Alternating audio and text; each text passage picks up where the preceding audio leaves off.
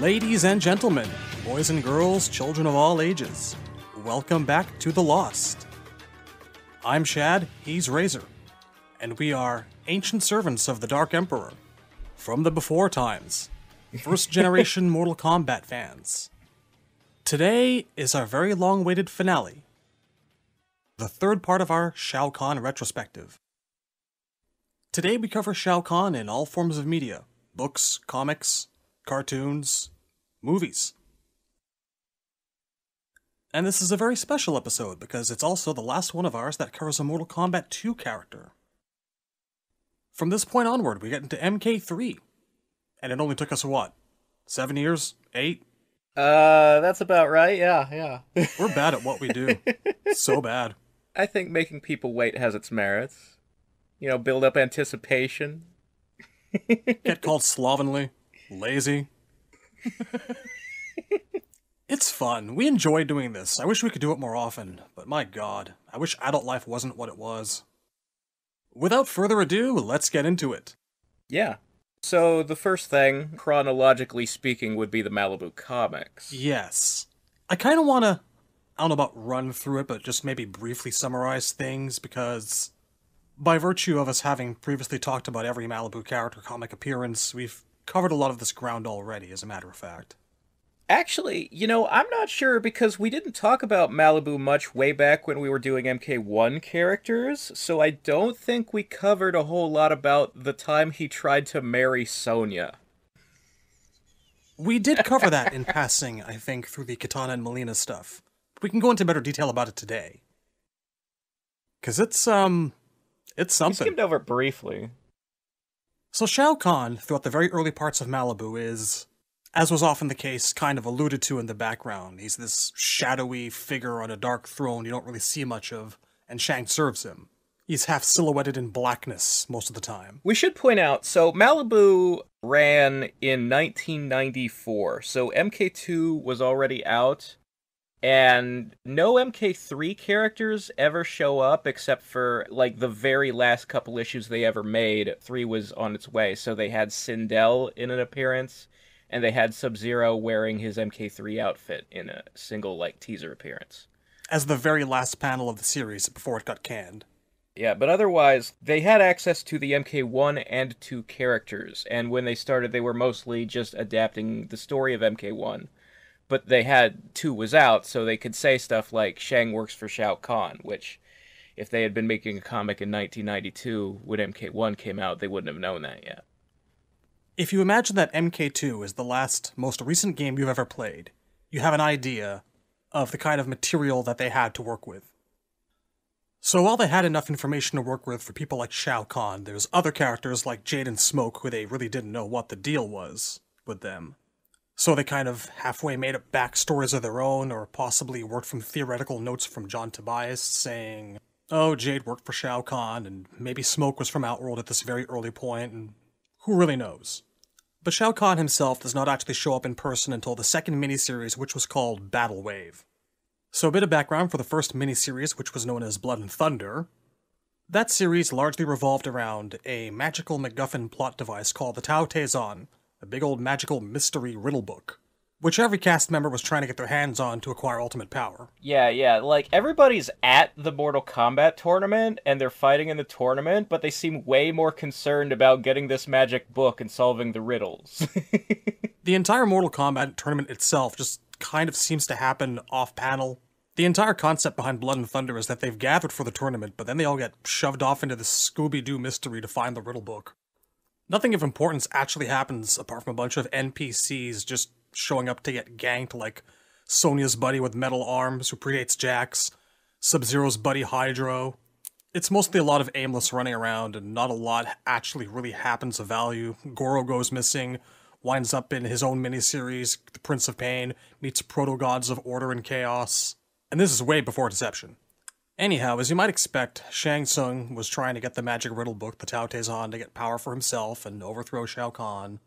The first time you actually see Shao Kahn himself is in the first issue of Battle Wave, which is kind of a send-up of the Mortal Kombat 2 intro. So you have Shang Tsung in the familiar position of groveling for his life in front of Shao Kahn. They still have, like, the bit where King Gorbak is mad that Goro seems to be dead. It's interesting, there's a single panel shot of Kintaro in this scene where he appears to have the nose from, like, the modern games, where he looks more like a cat, which, you know, he had a human nose in MK2. Nobody ever drew him that way, so it's kind of weird that it's this one shot here. There's an entire backup story in one of the issues called When Titans Clash, and it's about a fight between Goro and Kintaro looks nothing like his MK2 self.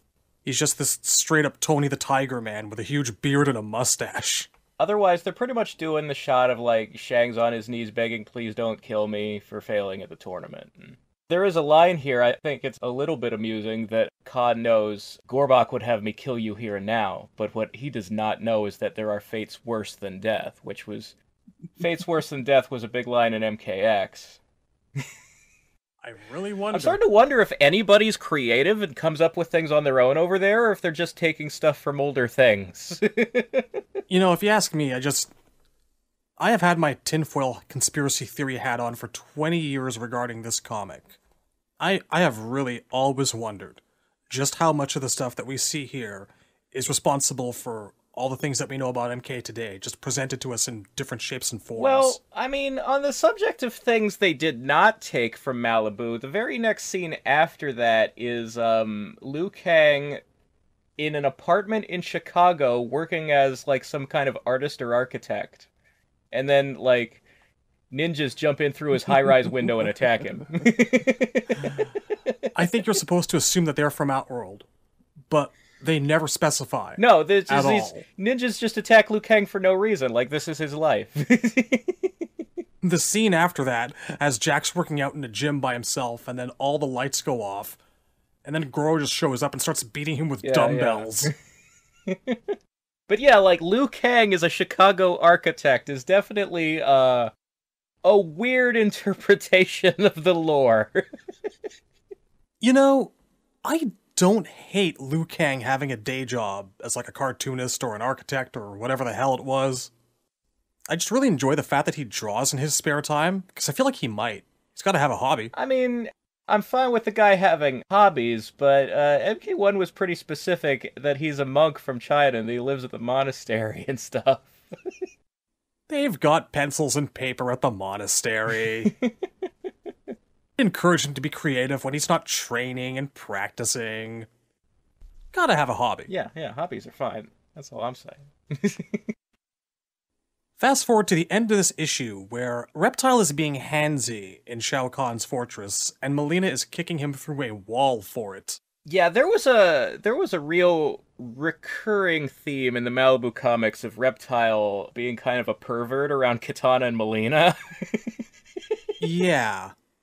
Malibu Reptile is kind of a sleazy, gross, bootlicking, ass-kissing coward of a person. I really and fully believe that he here is the genesis of the person that we have today. I mean, the backstory that he had lends itself towards assuming the guy is, like, a kind of a spineless minion, but the weirdness around Kitana and Melina, him perving on these women of a different species than him, is an odd choice. It is unusual. I don't see Reptile as a pervert, but it is pretty funny. I can't imagine him, like, having those... Maybe MK12 Reptile because he turns into a human now, but old Reptile was clearly not a human.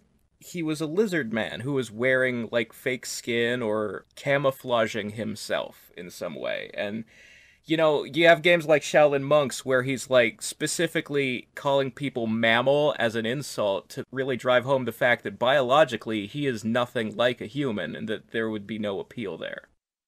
I mean, he is the last of his kind. Maybe he's just getting really, really desperate for action. His species lays eggs. They don't even do it the same way. So anyway, Shao Kahn interrupts them. Stop fighting, we have work to do. For I know of the forces gathering to serve Shao Kahn. I know everything, I know all, and... We cut away to show that Scorpion has a bunch of undead minions with him. And the deal here is that Scorpion in Malibu is consistently portrayed as a bad guy. He's pretty salty that he died, but not in the normal, understandable Midway canon type of way. More like, you had ice powers, I didn't, I shouldn't have died. You cheated, I deserve my place in my clan's victory hall. I've been given a second chance to kill you, and I'm gonna take it.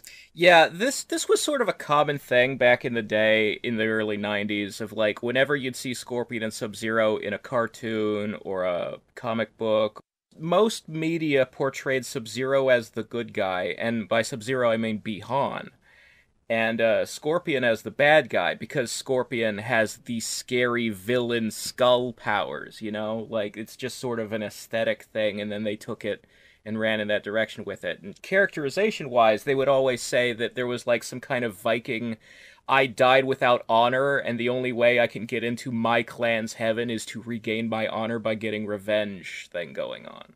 Yeah. That usually led him towards just straight out, I will do anything to kill Sub-Zero.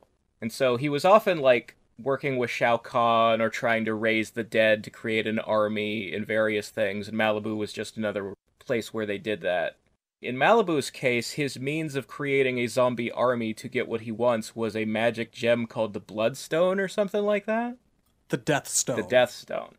Which he winds up using to control everything that has ever died. All the dead are open to his command. And that includes the Malibu original OC Donut Steel character Siang, who was murdered by Goro earlier in the series. There's an interesting thing, because the character of Siang was actually two brother monks named Sing and Sang who could do the fusion dance.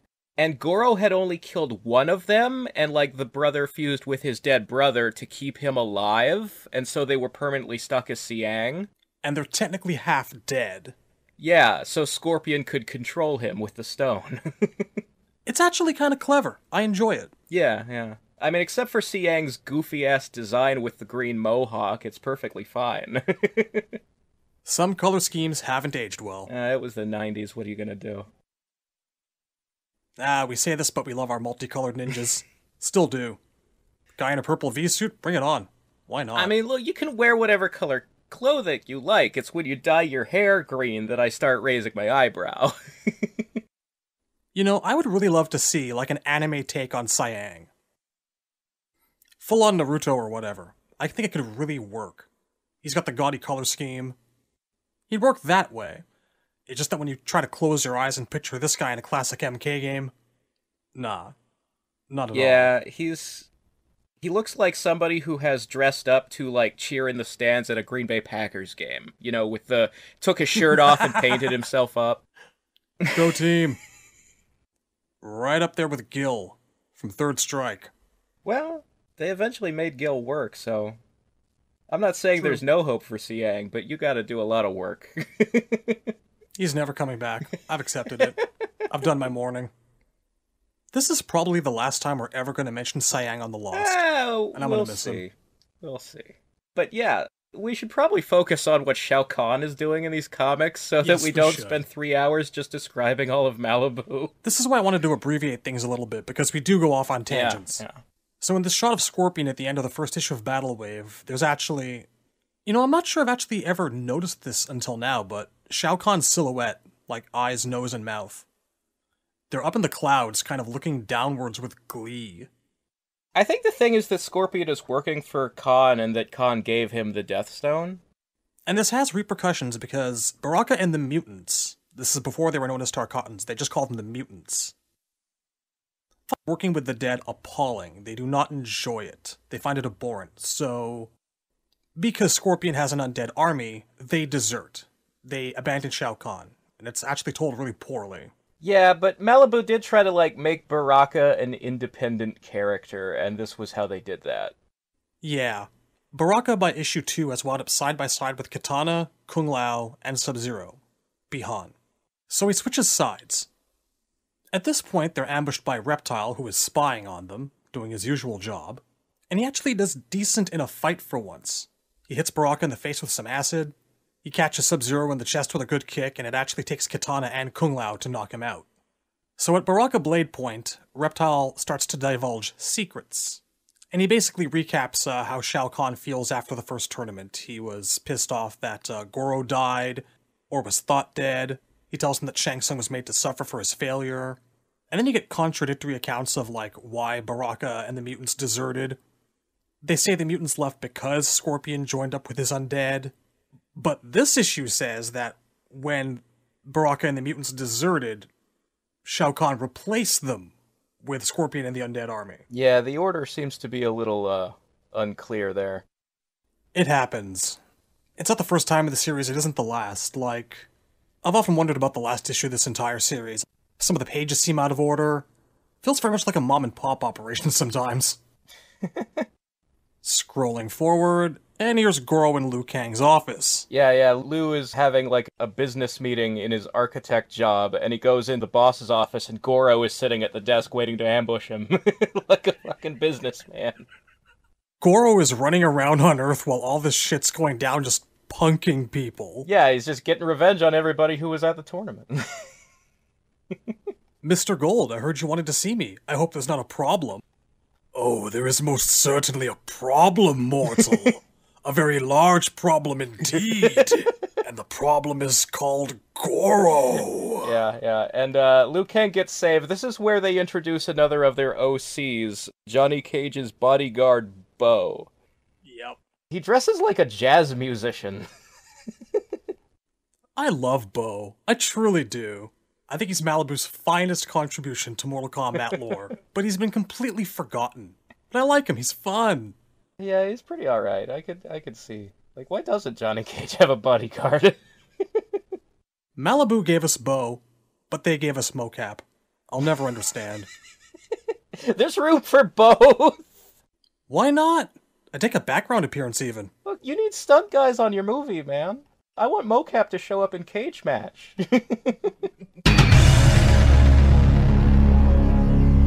Post-Cage Match release edit. Got him. Battle Wave 3 starts with another scene where it's Shao Kahn's throne room, and there's, like, mutants being mad of Scorpion's Army of the Dead and all that. It's kind of interesting. Malibu often shows Shao Kahn attack people by shooting eye beams. Eye lasers. Yeah, he often, like, dark sides people. This and the Jeff Roven novel, which we'll get to afterwards. The way that these things depicted Shao Kahn at the time was very much about sorcery and magic powers. It wasn't about swinging around a hammer. These things, for me, are what really drove home the point that Shao Kahn was this dark, ancient warlord with incredible powers not to be trifled with. And I miss that. Yeah. As we've covered in prior episodes, I'd be fine with more eye lasers and sitting on thrones in the darkness. That's the Shao Kahn that I like. As Battle Wave goes on, at the end of issue 4, they start getting into the trying to marry Sonya plot, which the theory working here is that Shao Kahn kidnapped Sonya, and Reptile has hypnosis powers because have you ever seen The Jungle Book? Of course he does. So the idea is that if an Earthrealm warrior, if one of the Chosen Ones marries Shao Kahn, then she can gift him the Earth as a dowry. Let me find the exact dialogue. Sonya gets clocked by Kintaro, wakes up in the darkness at the end of issue 4, gets attacked by Reptile and Melina, who are working together again for some weird reason, and again Shao Kahn stops them from fighting because he doesn't want Sonya hurt. He says, I'm offering you the opportunity to rule by the side of the Emperor of Outworld, to give up your fear as well as your mortality, to be the bride of the almighty Shao Kahn. Join me. And that's the end of issue 4. Yeah, number 5 starts with Reptile hypnotizing her scene. I also want to bring up issue 5 for another reason, and that's because this is where the art style becomes totally fucking horrid. Yeah. And I mean bad. Penciler Vinton T. Hawk, inker David Mowry, letterer Teresa Davidson. I don't know who Mr. Hawk is, but I hope he's burning in hell. This is terrible. Like, at this point, Shao Kahn starts becoming some sort of rectangle as opposed to having an actual bipedal form. Yeah, he is getting wider and wider. It gets worse as it goes on. So Kano has been invited to the fucking wedding. All of Khan's goons are there at this point. Goro has stopped ambushing people, and he's shown up back in Outworld between comics. Yeah. And Kano's shitting himself with happiness. He wouldn't have missed this for the world. He loves it. He's gonna get to give her away. Yeah. He's like, I wouldn't have missed this for anything in the world. I love it. And Khan says, love has nothing to do with it, mortal. Once Sonya Blade and I have been joined in matrimony, the barriers between our two worlds will disperse like smoke. My favorite bit is the first time the comics ever show Shang Tsung with his youth restored is at the end of this scene. He comes in and says, the marriage of Shao Kahn would not be complete without the arrival of the best man. And the best man has ever been Shang Tsung. That's a good line. It is, and he's got this wonderful shit-eating grin. For any of my problems with this thing's art style, the lines are really good sometimes. There's an interesting concept here of, like, if I marry someone from Earth, then I can merge Earth and Outworld, and it's almost like... This is before Sindel. I wonder if there was some inspiration in that when they came up with the actual plot of MK3, the idea of, if we put my queen Sindel on Earth, then she can sneak me in. I have always wondered about that. The idea of using a wedding or the rites of matrimony, the bond between husband and wife, to defy the rules of the Elder Gods, must have come from somewhere. Because it's a weird idea. Well, these issues came out around mid-95, and MK3 was already out at that point. Or was about to be. They were probably working off of notes that John Tobias gave them. I've always wondered. So that's the end of number 5, into issue number 6. There is something I want to point out. In issue 6, there's a scene where Shang Tsung is throwing flaming skulls. And they didn't draw skulls, they drew smiling faces, like the sun that chases Mario in Super Mario Bros. 3. Every now and then in Malibu, they would trace an entire panel or page for use in another series or issue. And this is not the only time you see those smiley, angry sun faces. Those not quite skulls. They're a little bit unsettling. So to summarize things really briefly, everybody storms the wedding. The artwork continues to feature Shao Kahn expanding sideways into more and more of a rectangle. Oh god, yeah. I'm glad you're following along with me here. I'd already taken a screen cap of this thing to send you, because it's, So it's a rectangular panel, and he's taking up 75% of it with just his torso and arms. It's... 75? I say 80. 80% it's of most of it. It's way too much.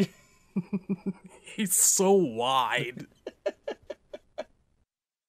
So everyone shows up, the entire marriage ceremony is interrupted by everyone fighting, and Shao Kahn just watches all of this unfold and goes, I cannot fathom how my well-laid plans fell apart so utterly and completely.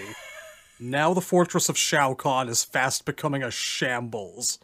He's just getting all miserable about the fact that people ruined his wedding ceremony. Yeah. How dare they break up my wedding? How could this happen? He goes, at last I understand. These two forces can never join together in any union. The result would dilute the very strength we seek to attain, and would create more turmoil than even Shao Kahn would wish. Both our worlds would suffer as a result. So the plan he had last issue has now been decided to be not worth his time anymore, and this is where Sonya snaps out of it. Tears off the wedding dress, she's got her old outfit underneath it. She says, you got that right, bub, kicks him in the head, and he starts laughing. Yeah. He's really entertained by the fact that everything has gone so horribly wrong, and now she's broken free of his mind control. And now he says, the challenge has been issued and it may not be refused. 2 teams shall do battle, seeking a goal of my choosing. So basically, when she hits him, that counts as challenging him to Mortal Kombat, and now he's like, let's have another contest. Yep. This is how we get into MK2 in this comic. So he splits everyone up into 2 parties. Outworld side is Shang, Goro, Scorpion, Kintaro, Reptile, Kano, Smoke, Jade, Melina, and Siang. OC Donut Steel. The good guys are Raiden, Liu Kang, Sonya, Johnny, Kitana, Sub-Zero, Jax, Kung Lao, Baraka, and Bo, OC Donut Steel. And this leads us into the final issue of Malibu chronologically. And the issue here ends with every syllable that Shao Kahn utters, the temperature seems to drop another degree. The light fades, and a chill of darkness threatens to swallow them all. It is time for the final conflict. It is time for Mortal Kombat. And it boils down to this. The most dangerous fighters of two worlds gathered together to participate in, of all things, a game. Ah, how delightful. So Tournament Edition 2 is the last issue of Malibu. In a nutshell, rather than having a Mortal Kombat tournament, Shao Kahn has put a dragon logo pendant at the top of a mountain, and they have to race to the top, and the first one to get it wins. Yeah, that's about it. He stays in his fortress throughout the entire competition while people go around punching, kicking, and knocking each other out. Scorpion kills Siang. Baraka cuts Jax across the arms so that Jax has a reason to get the medal once later. Yeah, once again, they were like, you know what? Baraka working with people is stupid. Let's just have him be crazy again. And it worked. Bo sits on Reptile, taking him out forever. And at the very end of it, only Sub-Zero and Goro are left atop a freezing mountain, where Sub-Zero, against all fucking odds, beats the Shao Kahn Prince one-on-one, leaving him free to claim the prize, except for the fact that Scorpion shows up. And this is probably one of the best parts of Malibu, which we've covered before. You know what? They made it the entire frickin' length of Malibu comics, covering Mortal Kombat 1 and 2, with Bi-Han still alive. Which changes now, because Bi-Han turns his back on Scorpion and says, you know what? You do what you've got to do, but I beat you in a fair fight. You've got supernatural powers. If you kill me now, it's the ultimate act of cowardice. And so Scorpion toasties him. In the back. But Bi-Han, while burning to death, gets his hands on the pendant and wins the contest for Earthrealm. While burning to death, you can see the bones of his hands as his flesh starts melting away. Yeah. His face, too. It's pretty awesome. He takes the medallion and we cut forward to Outworld, where it's raining blood at Shao Kahn's fortress. That is my favorite bit, is like, Kahn is looking out the window of like the tower stage from MK2, and it's all red and orange, and it is like it's raining blood. Yeah. Where is that in the games? That's cool as hell. We could probably make that happen with some fucking around in Mugen in the tower stage. There's like a shot of outside the fortress, and there's some kind of lizard creature walking around. It's like the wasteland, but it's like burning, and there's bones, and it looks like a heavy metal album cover, and we need more of that in the games. We really do. You know, when we sit around and wonder what the slaughterhouse is for, we're not objecting when the answer is just blood. But yeah, Kahn is like standing there, like contemplating the fact that his forces were beat. He's got Bi-Han's skull in one hand and the pendant in the other, and he says, "It was a brave showing, mortal. Were it within me to do so, I would wish you a season of rest for your tortured soul. But Shao Kahn has more weighty matters at hand. My plans can begin in earnest once the players have returned to their homes." And it's basically teasing Mortal Kombat 3. For the time for games is past. The final darkness fast approaches. And then it cuts to a shot of Kuai Liang in his MK3 outfit. He doesn't have a scar over his eye yet, but he's fighting Lin Kuei ninjas and basically talking about quitting the clan because they don't have honor anymore or whatever. And that's how it ends. That was the last of Malibu. They never got to MK3. They clearly had an idea of what was going to be happening in MK3, and I know that they wanted to keep going, but times were changing.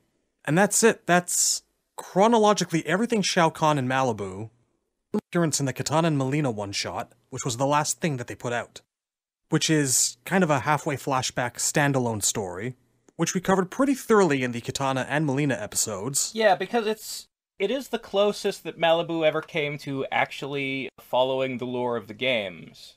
And it's, I think, for a lot of us, was kind of formative of how we saw the relationship between Kitana, Melina, and Shao Kahn. Definitely. To briefly summarize, Kitana's wandering the halls of Shao Kahn's palace. She's stopped by Reptile, who tells her that there are places in the palace she's not allowed to go to. So she promptly kicks his ass through a wall, and they discover a room full of treasure, and after Reptile tries to claim it for himself, she knocks him out, and finds a book and picks it up. She wants to find out who these things belong to, so she starts reading, and it's through this that she learns the secret history of her own upbringing and her origins. She reads that Jared, who's kind of a great big kingly lumberjack in this telling. He's a very buff, like, 1980s cartoon version of King Arthur. You could really easily see him on He-Man. Yeah. You could. And you get Sindel here, in her first appearance in Malibu. Her first appearance anywhere, as a matter of fact. Yeah, this would be her first appearance, because this was still 94. It was. She's got black hair, golden crown, big old purple robe. By this point, certainly, the first images from MK3 were out there. Absolutely. Yeah, they were teasing it in magazines and stuff. I remember EGM articles spoiling Jax having the metal arms and things like that. At that point in time, the first images were starting to show up, and she was still under the working name of Muchacha because they hadn't quite settled on Sindel yet. That was when Cyrax and Sector were still called Ketchup and Mustard. Actually, before they were Ketchup and Mustard, there is a screenshot out there that one of them's test name was RoboCop. I don't think I've actually ever seen that. Neat. Yeah. I saw Tabmock posted it once. Son of a bitch. I actually just looked it up because I was curious. I knew that Malibu Comics was eventually acquired by Marvel. And yes. That's why Malibu doesn't exist as a company anymore. So I looked up when that happened, and it was November 1994. So presumably that's what ended the Mortal Kombat comic line. It wasn't that the license ran out or Midway didn't want to do business with them anymore or anything like that. It was just that Malibu ceased to exist at the end of 94, and there we are. That was not too long before Marvel went bankrupt either. Yeah. Mid to late 90s?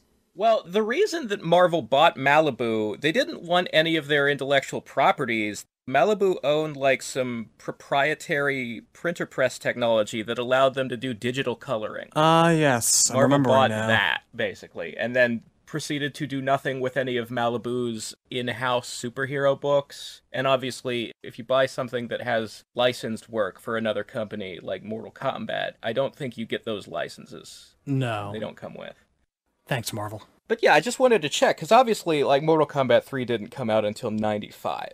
No. This would indeed be the first appearance in any media ever of Sindel, just like Quan Chi appeared in Defenders of the Realm before Mortal Kombat Mythologies came out. It's not that Defenders created Quan Chi, it's just that they knew what Tobias was doing because they talked to him, and they happened to get their cartoon out first. This particular issue is dated August 1995, very late into things. Yeah, that probably would have been, in the comic book industry, they release things with a date 3 months ahead, because that's sort of how long it takes to publish stuff, so they'll have an issue done in, like, June, but the cover will say it's the September issue, you know? So, presumably, Marvel bought Malibu at the end of 94, but it took a few months for the transfer to legally happen because these company merger things are funny like that.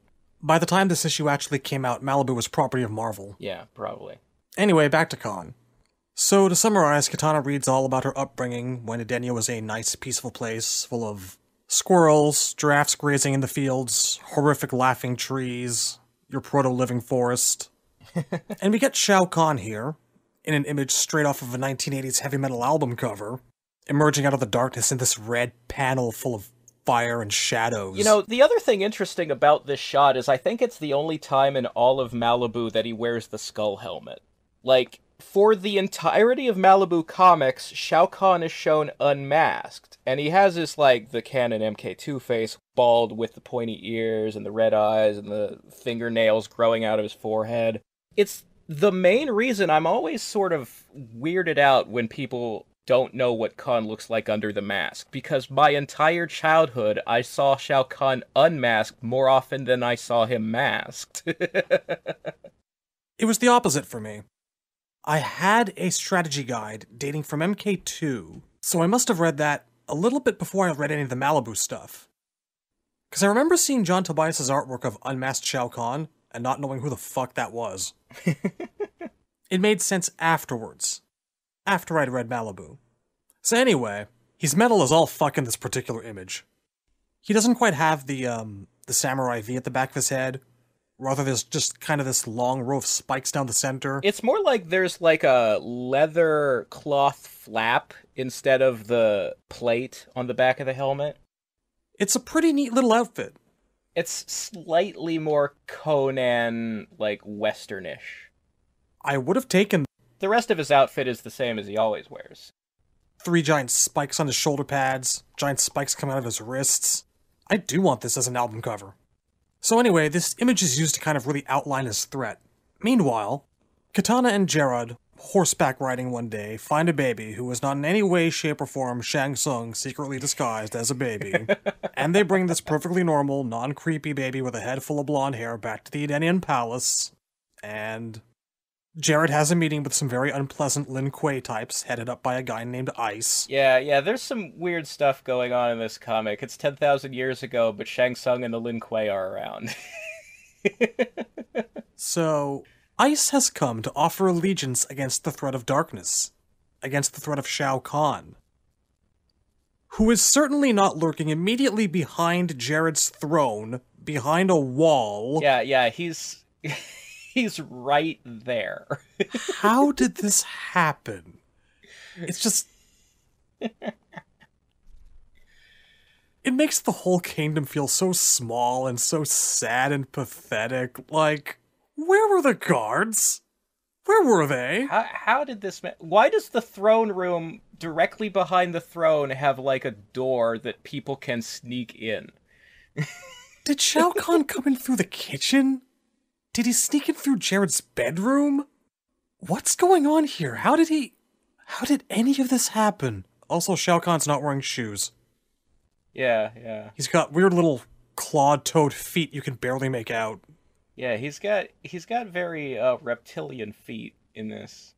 Yeah, it's weird. There's some neat stuff here. Like, we've never seen Jared actually do anything in a game, so it's kind of neat to see him in this comic. He's got a flaming sword, and he can make an energy shield with his hand to block projectiles. I could see some of that happening in a game. This was like, what if you could make a medieval king in MK Armageddon's create a character mode and really make it look cool, you know? Why didn't I ever go make Gerard? I should have tried. I made Tremor. What was wrong with me? It was very easy to make ninjas. A little harder to make everything else. It turns out that Ice is very much not here at all to pledge allegiance against Shao Kahn, because on the very same page, once Ice and the baby, who is certainly not Shang Tsung, turn around to see Shao Kahn lurking in the shadows, right behind Jared, that's when Ice springs his trap. Surprise! We're in league with Shao Kahn. Here's some icicles, and no, it does not work. Shao Kahn has offered the Lin Kuei a place in his kingdom in return for Jared's head, and Jared is having none of this shit. I like that immediately after the icicle projectiles don't work and Jared charges at him, this not Sub-Zero starts going, No, I recant! I'm sorry, please don't! like a light switch. I want to point out that Reptile did this exact same thing with this exact same pose about 3 times during the Malibu run. Malibu loved its groveling ninjas. Mm-hmm. Attack once, fail, immediately cower. I think even Scorpion was like, no, you cannot do this! During Tournament Edition 1. Groveling ninjas. But yeah, so Jared is about to behead this ninja, and then he gets a spear in the back from Shao Kahn. Yeah. And it hits him so hard that it blows all of his clothing off and kills him in one shot. He's pretty much toast right away. And at this point in time, baby Shang Tsung grows up. Yeah, it's hilarious. This little blonde infant stands up and he makes like a muscular flexing pose. And he says, "Oh, it seems I have come of age. Just in time for a changing of the guard." And then he changes into Shang. Here's my question. When this happens, when he grows up into himself, Kitana is so pissed off at his deceit, pretending to be a baby. But Shang did nothing through this entire scene but be a baby. Yeah, what was the purpose of the baby sneaking in? Because Shao Kahn did not need that to get into the throne room. He just snuck in through the back door. Jared was already distracted by the ice ninjas. Shang has done nothing. He was a baby, then he was not. He just wanted to be in the room when it happened. Anyway, Shao Kahn in all his 80s mental glory comes into the light finally. Raises his hands in triumph. And that's it. Like, honestly, it's much less cool now than when it was growing up, I gotta say. Yeah, like, it's definitely not the grandiose, I beat them in a tournament and I invaded the palace and I cut everybody's heads off and... It is not, no. But, like, that's not really the good part of the comic. The good part of the comic is at the end, Kitana has found, the truth about Edenia or what. They never call it Edenia yet. They're still just saying it's still Outworld. But you know, the truth of Jared and Sindel and how Khan took the throne and is pretending to be her father. He gives this speech at the end of like why he took her as his own daughter and raised her, and that he wants her to love him back, and that Melina will never satisfy him as a replacement because she's not perfect, you know, the mouth and everything. And for the longest time, most of us assumed that that much was also true of the games, and it's been consistently disappointing every game since that depicts Shao Kahn basically not treating Kitana the way Thanos treated Gamora, you know? This thing really was instrumental in the way a lot of us looked at these characters at that point in time. It's a great little issue. Yeah. So to briefly summarize, after she reads the book, she remembers everything. She attacks Reptile, then Shao Kahn stops her, and decides to tell her the truth, that he made her forget her past via mind-wiping her. Yeah, Kitana is like a full-grown woman when Edenia is taken over in this comic, as opposed to... Outworld here. Yeah, but, I mean, obviously, the mainline canon is that she was too young to remember Jared. She was like a baby or something. Here, she's plainly an Edenian teenager when it happened. But they go with mind control because the end of the comic they would have to anyway, because Khan's solution to her having found out her past is to shoot her with his dark side eye beams and once again remove those memories. He tells her the entire story about how he got a bunch of Frankenstein scientists, not Shang Tsung, a bunch of Frankenstein scientists, made him a clone, named it Melina, but as we all know, she's flawed, she has the teeth, and he can't love her. Because apparently he's just that superficial. Well, it's the wanting what you can't have thing. Part of the reason that Melina is not satisfying compared to having the real Kitana treat him like a father is that Kitana is the one who is, you know, resisting, and that he has to earn it from, whereas Melina gives him the love automatically. That's very much Khan. Yeah. So she turns against him, and she says, maybe she knows more about herself than you'd believe. In any case, she's your true child, and I am not. And he says, but you're the one I want for my daughter, and I can't let you go. Well, you're gonna have to kill me. Well, it might seem that way, but amnesia beans!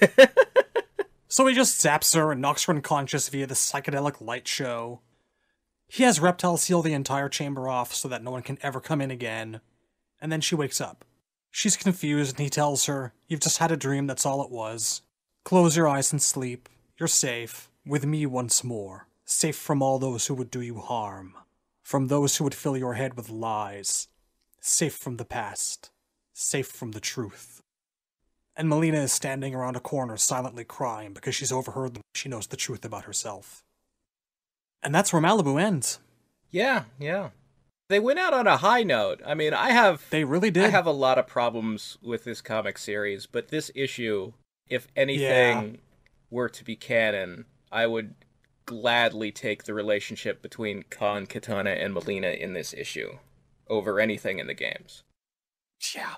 I know you're not a fan of amnesia beams, Yeah, but... I could do without the amnesia beams, but just like the core idea of Khan wants Kitana to, you know, treat him like a dad, and the idea that Melina's...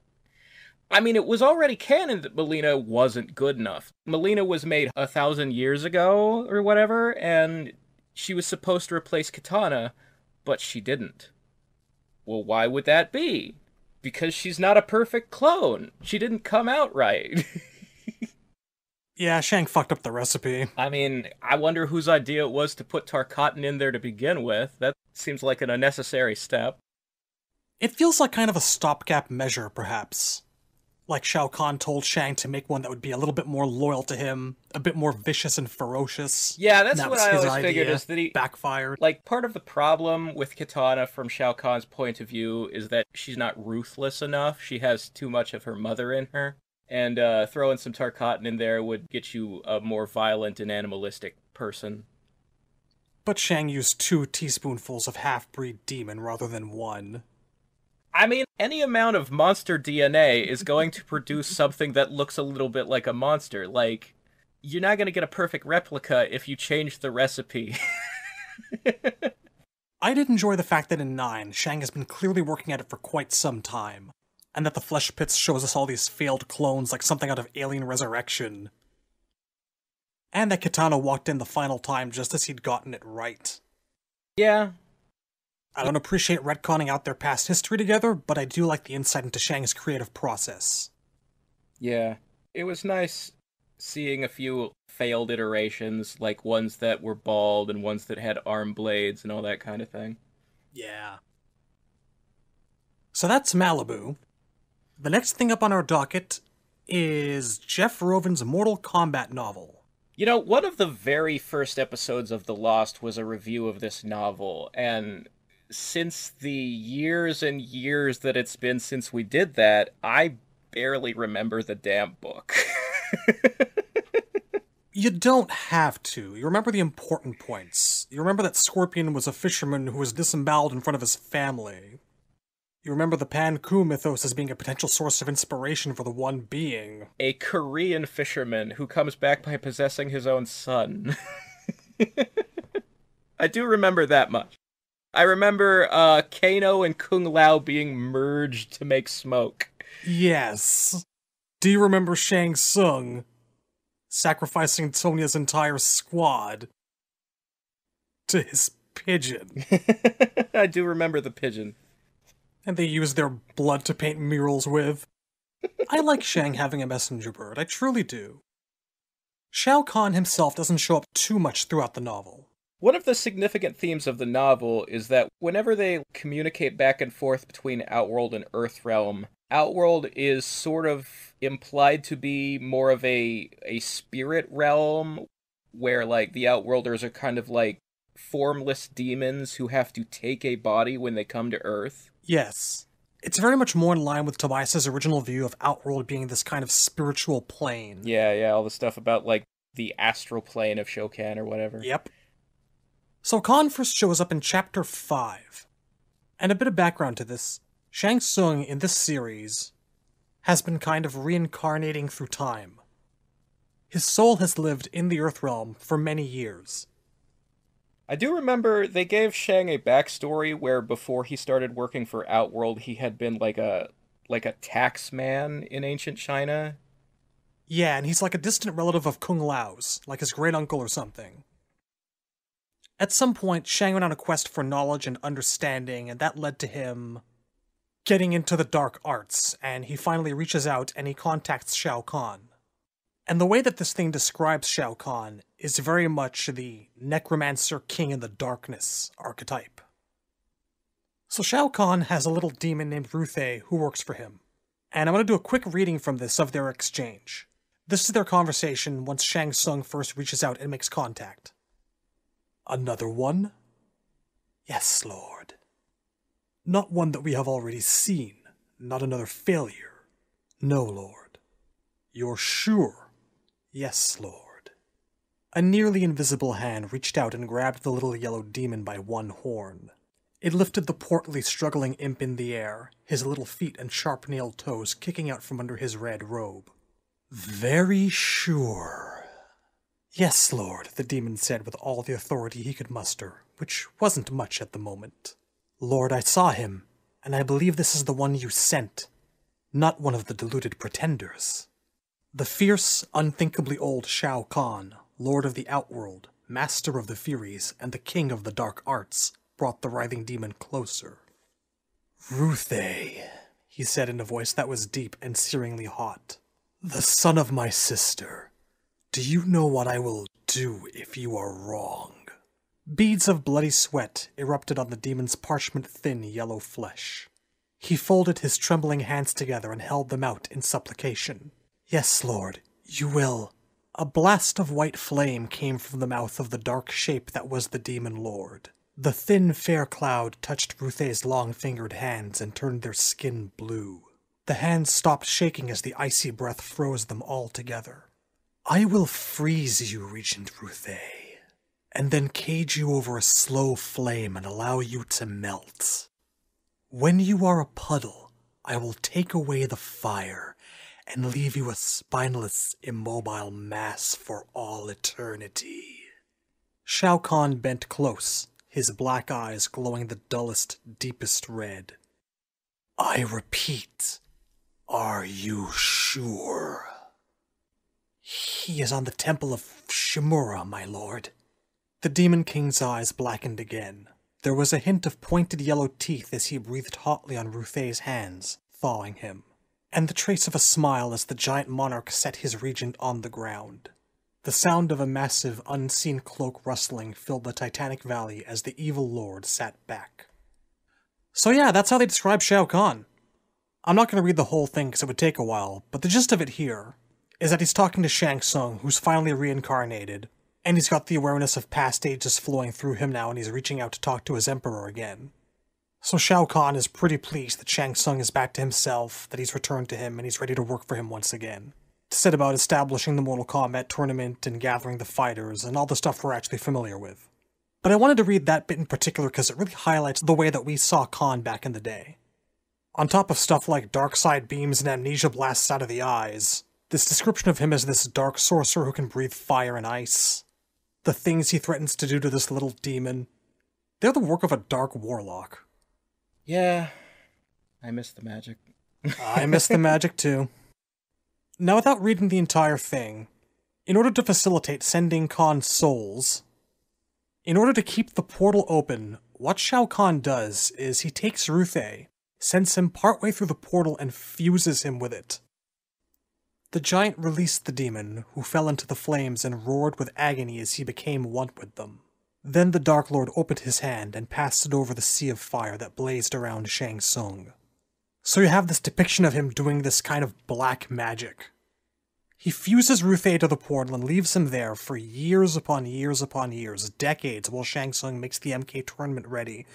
And by the end of it, Ruthei is like this screaming, insane mass.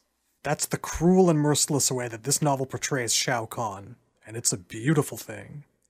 So to be succinct and skip to the very end, because Kahn doesn't appear through most of this, after Shang Tsung loses, and the good guys beat his forces up, talking to Ruthei, who's been restored back to his normal form, the final chapter, chapter 44, ends as follows.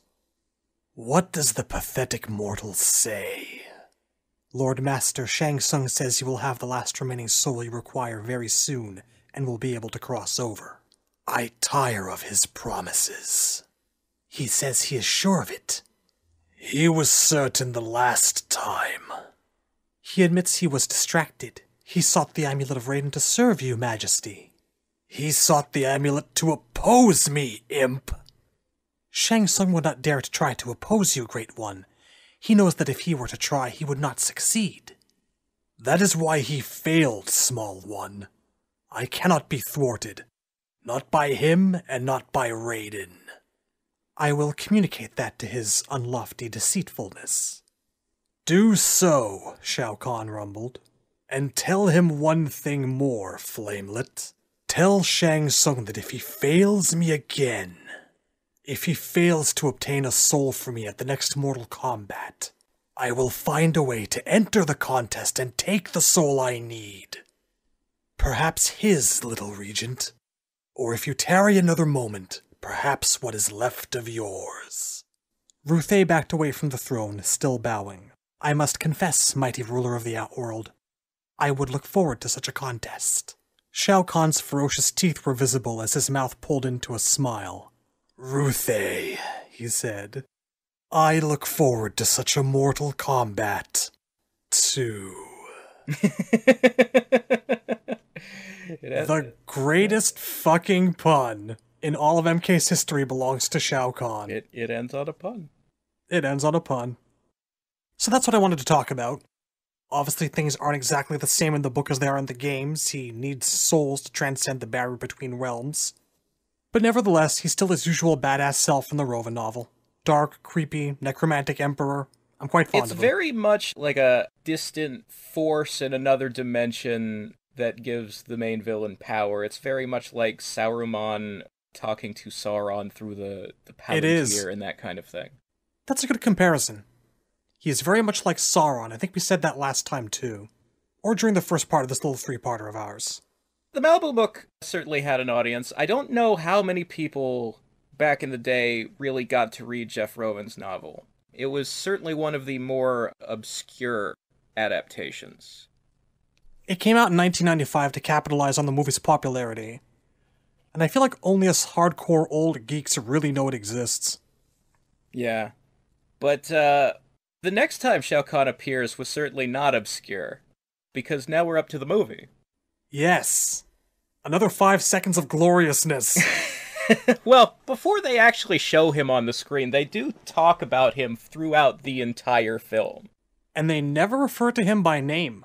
Yeah, I actually really like them just calling him the Emperor, because it gives him this air of, like, mysteriousness, and, for one thing, it's very Star Wars, because I don't know how many people, looking back, remember this. You'd have to be pretty old to have not grown up with the prequels. Like, we had just 3 Star Wars movies until we were in our teens. But in New Hope, Empire Strikes Back, and Return of the Jedi, they actually never once call him Palpatine. Yep, he's always the Emperor. He's always just the Emperor. And so they did kind of the same thing with Shao Kahn to sort of build up the legend. And another thing I really appreciate about sort of the way the movie approached things like that is that nowadays, whenever you see an adaptation of the first Mortal Kombat tournament, or the 10th tournament, however you want to look at it, is MK1. Whenever people do an adaptation of it nowadays, and this goes for, the retelling in 9, this goes for the animated movies, this goes for people's fan fictions and webcomics, everybody always wants to shove more characters into the tournament bracket. They've always got to have Baraka and Kitana be there, Reptile has to fight instead of being just a bodyguard. And what I find disappointing about those things is that when you take a character who was supposed to debut in a later game and you move them forward, you're overstuffing your first entry with too many characters, which means each one gets less screen time and less of an entrance. If you stagger the introductions the way the original games did, you can devote more grandeur to when each one shows up and give them their proper due. Like, plot-wise, what good does Kitana being at the Mortal Kombat 1 tournament do when, narratively, all of the plot points, the things she's supposed to do, like talking to Liu Kang and secretly meeting with him between tournament rounds and feeding him information, working behind Khan's back and Melina finds out, that all happens during MK2, so you can't do any of it during 1. If you have Kitana in MK1, the most she can do is show up and lose a fight. And that's it. So, like, if you do things like, don't show those characters so soon, save them for the sequel, and you do things like, well, we can talk about Shang Tsung works for this mysterious emperor in another dimension who wants to conquer us, but we don't have to tell you too much about that guy, because you're not going to meet him until later. It lets Shang have more of the villain spot that he deserves. It's a very common belief spoken throughout many religions and all throughout history that when you have the name of something, you have power over it. And that's why you're not supposed to give demons your name, otherwise they have power over you. Yeah. And I think, and I always have, that there really is something to that. When you don't know what something is called, when you don't know how to identify it, when you can only quantify it as a thing, that makes it inherently more mysterious, alarming, unknown. Yeah. And we fear the unknown. All we need to know during MK1 is that Shang Tsung serves a mysterious force that is the king of another world that wants to take us over. Yes. And Shang Tsung is the important thing at the time, but one day we will meet that force. And as long as you only know it as this massive evil force, it's much scarier. Until you stop and take in all the early 90s CG. Well, I mean, when Khan does finally show up, the very last scene of the movie is they've come home from the tournament, they're at Liu Kang's temple, and they're having a big party celebrating. There's like a parade of children with waving flags and things like that. And then the sky grows dark and cloudy, and they all look up, and the peak of one of the temples explodes, and there's this transparent ghostly image of a giant Shao Kahn face in the clouds, screaming down at them, "You weak, pathetic fools, I've come for your souls." What's interesting was that for that brief cameo at the end of the first movie, Shao Kahn's voice was played by Frank Welker doing his Dr. Claw. Yeah, I forgot about that. Master of 1,000 voices. but he settled on Dr. Claw. You weak, pathetic fools. I've come for your souls. Yeah. His one line. It was very raspy. Yeah, he added a little bit of gravel to it, but it was still... If you were watching cartoons in the 80s and 90s, you knew what voice you were hearing. You'd heard it a million times. He's got a very interesting helmet. It's vaguely right. Like, it is still kind of, a skull with samurai crest and flaps, but they've really given it a lot of wrinkles and ridges and texture. It almost looks like it's melding into the skin of his face. Yeah, it's hard to actually tell how much of that is his face and how much is actually mask. It's very melty and wrinkly. It's like Ghostbusters 2 CG, in a way, from the time. It reminds me of live-action Masters of the Universe Skeletor, Frank Langella, which was the only good thing in that movie, but it was a really good performance in that movie. I would like to see what that Shao Kahn, that particular design, would have looked like with color. Because obviously, it's all blue and gray because it's, in the clouds. So, I wonder what it would have looked like if the people who made the first movie had made Annihilation and had followed through. It's really hard to tell what the actual deal is with his helmet because you really can't see behind his head. There's like these two weird, cones at each temple. Yeah, there's kind of like a weird curly cone-like effect to the samurai backplate, yeah. I will say, despite how weird and wrinkly it looks, it's much better than the dog skull that Brian Thompson is wearing in Annihilation. I was gonna build up to it, but let's just fucking dive right in. Yeah, I mean, Defenders of the Realm happened between, but I think it's more fun to jump into Annihilation, because, in spite of a terrible, terrible outfit, and a lack of any makeup underneath to give him the claw forehead, I still think Brian Thompson is actually a really... Look, it's not like a quote-unquote good acting performance, like it's not Oscars or anything.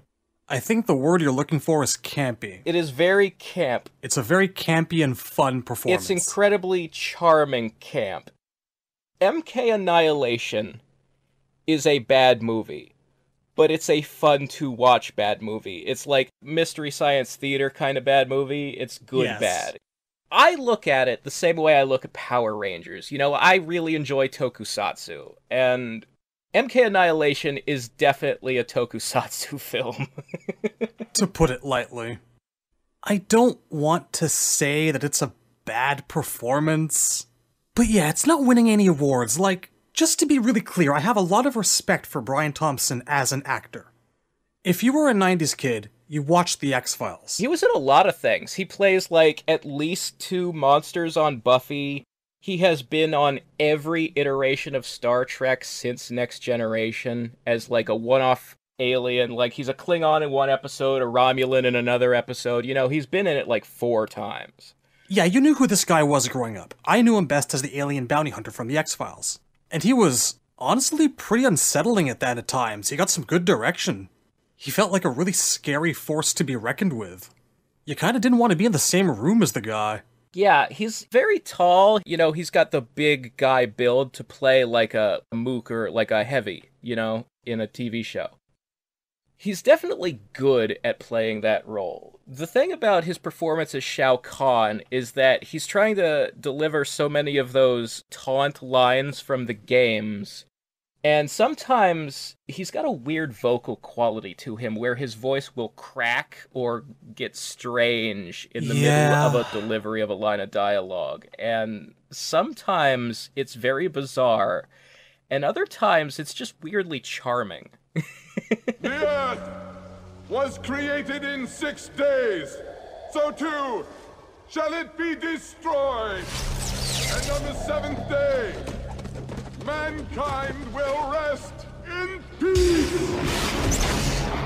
There's almost like a Dark Knight Rises Bane thing happening with him at some point. As long as the portal remains open, your world becomes my world. Shang Tsung only came from Outworld. I forged it. Created it. If you take off the helmet, will he die? I really can't in good conscience say it's a bad performance at all, because I love it so much for what it is. All the lines, as cheesy as they are, as silly as they are, I can't hate Annihilation. I acknowledge it's a bad movie, but I still love everything about it. I can't be impartial. Here's the thing. Annihilation has a lot of parts that are just objectively bad because there's unfinished blue screening. Oh yeah, left and right. Like, the effects are just not done. Yeah. A lot of people on that movie were not trying. But you get into, like, really looking at the acting.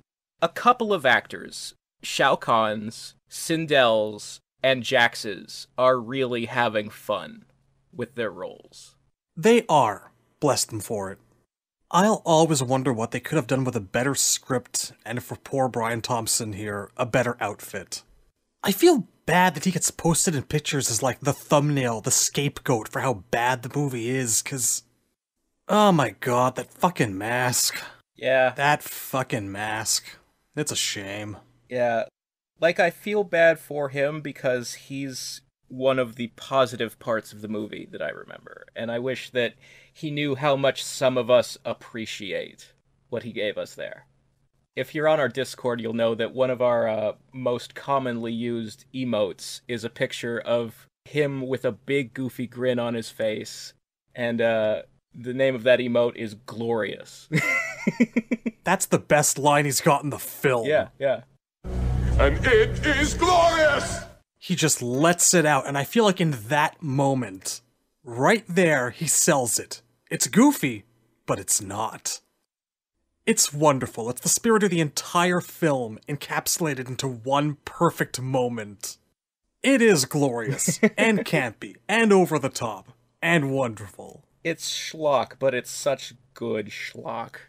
It's the finest quality gruel you could ever ask for. Let's talk about him and Rain for a moment, shall we? This will never happen again. again. And then that shot where Rain dies literally happens again.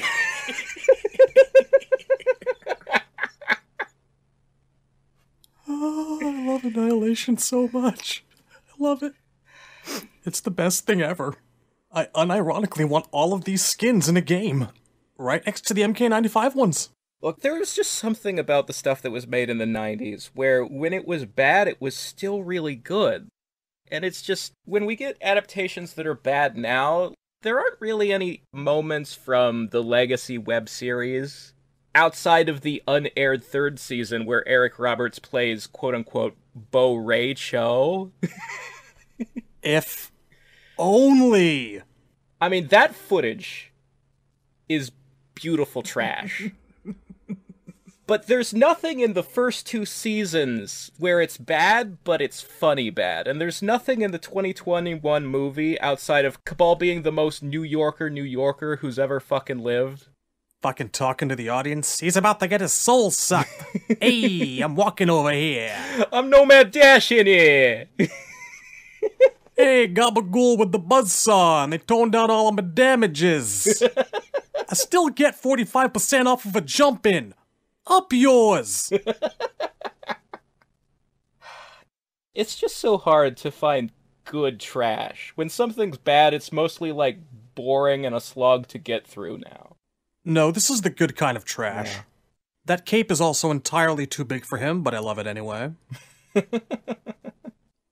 I love how he hams it up with Sindel when she takes down the entire area with her sonic scream. Yeah. I love how he feeds Jade to a wall monster, just out of spite, for running away for no good reason. The plan was that Jade and Sindel would lead them into a trap. They proceeded to reveal that they were bad and run away without any trap. He's angry that the movie doesn't make any sense. He's the voice of the audience in that one scene. What else do we have to talk about? Him and his dad? Oh yeah, the guy who they don't even reveal his Shinnok until the last scene of the movie. I distinctly recall being, who the f Shao Kahn's dad? Well, he looks nothing like Shinnok. Yeah. If you look really close, his belt buckle is vaguely like the amulet, but the gem is red. I was so... I remember being in the theaters and going, who would Shao Kahn...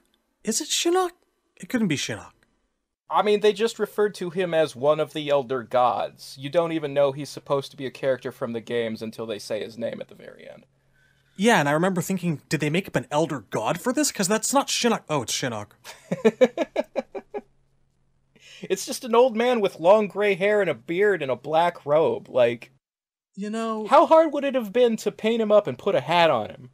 I don't think he needed to be involved in this film at all. No, he really didn't. Like, it takes something away from Shao Kahn to have him working for another villain. Like, what was the plan? I went into that thing fully expecting to see Shao Kahn alone, kicking ass and taking names, and I got that for maybe but no, he's 15 minutes. He's just conquering Earth because his dad wants him to. That's the only truly disappointing thing about the whole telling, I find. Yeah. Annihilation tries really hard to give us a sane version of MK3. Overly large cast of characters and all. But he was just that one thing that really didn't need to be there. And they were going to tease Quan Chi in it too. Well, Quan was only going to show up in a very end stinger. I guess the whole reason Shinnok was in the movie is because they wanted to end on a scene of Shinnok in the Netherrealm in prison going, oh, when I get out of here, I'm going to conquer the Earth myself, and Quan Chi would be there. But they cut that scene, which means there's no reason for Shinnok to be in the movie now. Exactly. Should we talk about animalities and how one feels them? And how we feel about feeling your animality? Shao Kahn's got one. Look, I'll say this. As badly handled as the movie did anything to do with animalities, if Shao Kahn had had one in Trilogy, and it was a Hydra, that would have been a good pick. I don't have to ask. You've seen what people have done in Mugen. I have. They have made a full-on, from scratch, MK3-style animality Hydra for Shao Kahn in Mugen. And it looks 100% convincing. You've seen that, yeah? Yeah. I mean, it's certainly better than Reptile turning into a monkey. Fucking A!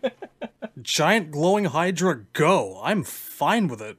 I mean, I've said recently, I want animalities back in a future game, because I am long past the point of taking all this stuff seriously. Give me the goofy shit, please. I always found Hydra pretty appropriate. He doesn't go down, you cut off the head, keeps coming back. That's Shao Kahn in a nutshell. Yeah, fuck it. I do, while we're talking about the things about the film that are terrible that we love nonetheless, want to mention the initial moment where he's starting the transformation. Where his head just starts stretching upwards and back full xenomorph-like with his mouth in the shape of an O. Oh yeah, the weird face he makes, like he's trying to predict what a Hydra is going to look like when they add it into the movie and match his face to that. You wonder what they were telling him for the direction of that. What we're gonna do is that your whole head's just gonna stretch back, so maybe just kind of open your jaw a little bit, and we'll take it from there. And the rest is history. You know what I will say? For as bad as all the special effects in that movie are, I really enjoy whenever he shoots one of his fireballs. Yeah, actually. They do this, like, Johnny Cage's shadows effect to it, but the shadows change. Sometimes it's like this pentagram pattern, and sometimes it's a skull. And I just thought that was sort of a neat touch they added in. The pentagram fireball was one of the coolest things about the first 15 minutes of that film, easy. How he just, like, knocks Raiden out of the air with it, if I'm remembering right. Yeah, like Raiden is doing a flip or something and he blasts him into a wall. Yeah. There's actually a nice little understated moment after he gives his speech. After he murders Johnny Cage, he turns around and clenches his fist, and this giant pillar just lifts Cage's body upwards for everyone to see and to demoralize everyone. Again, sorcery. Yeah. I mean, you could argue that that was him, like, starting the merger, and that was some, like, Outworld decoration that was growing out of the ground, because Earth and Outworld are merging. But it does feel to me like it was absolutely intended to put Johnny's body up on display to taunt the good guys with it. It was a nice touch. I remember thinking, when I first came out of that movie, that Shao Kahn might have been one of the worst parts about the whole thing. Now he might be one of the best. Yeah, there's a thing when you're younger where you don't appreciate the cheese. You're just angry you saw a bad movie. When you're an adult and you've lived with that movie for 20 years, you can go, you know what? This is charming. It is. This is funny. It's not a good movie. I would have rather had a good Mortal Kombat movie. But I'd rather watch Annihilation than 2021 any day of the week. Easily. It's not even a contest. Like, I could go my whole life never seeing 2021 again. But I'll watch Annihilation tonight. Day of the damned week.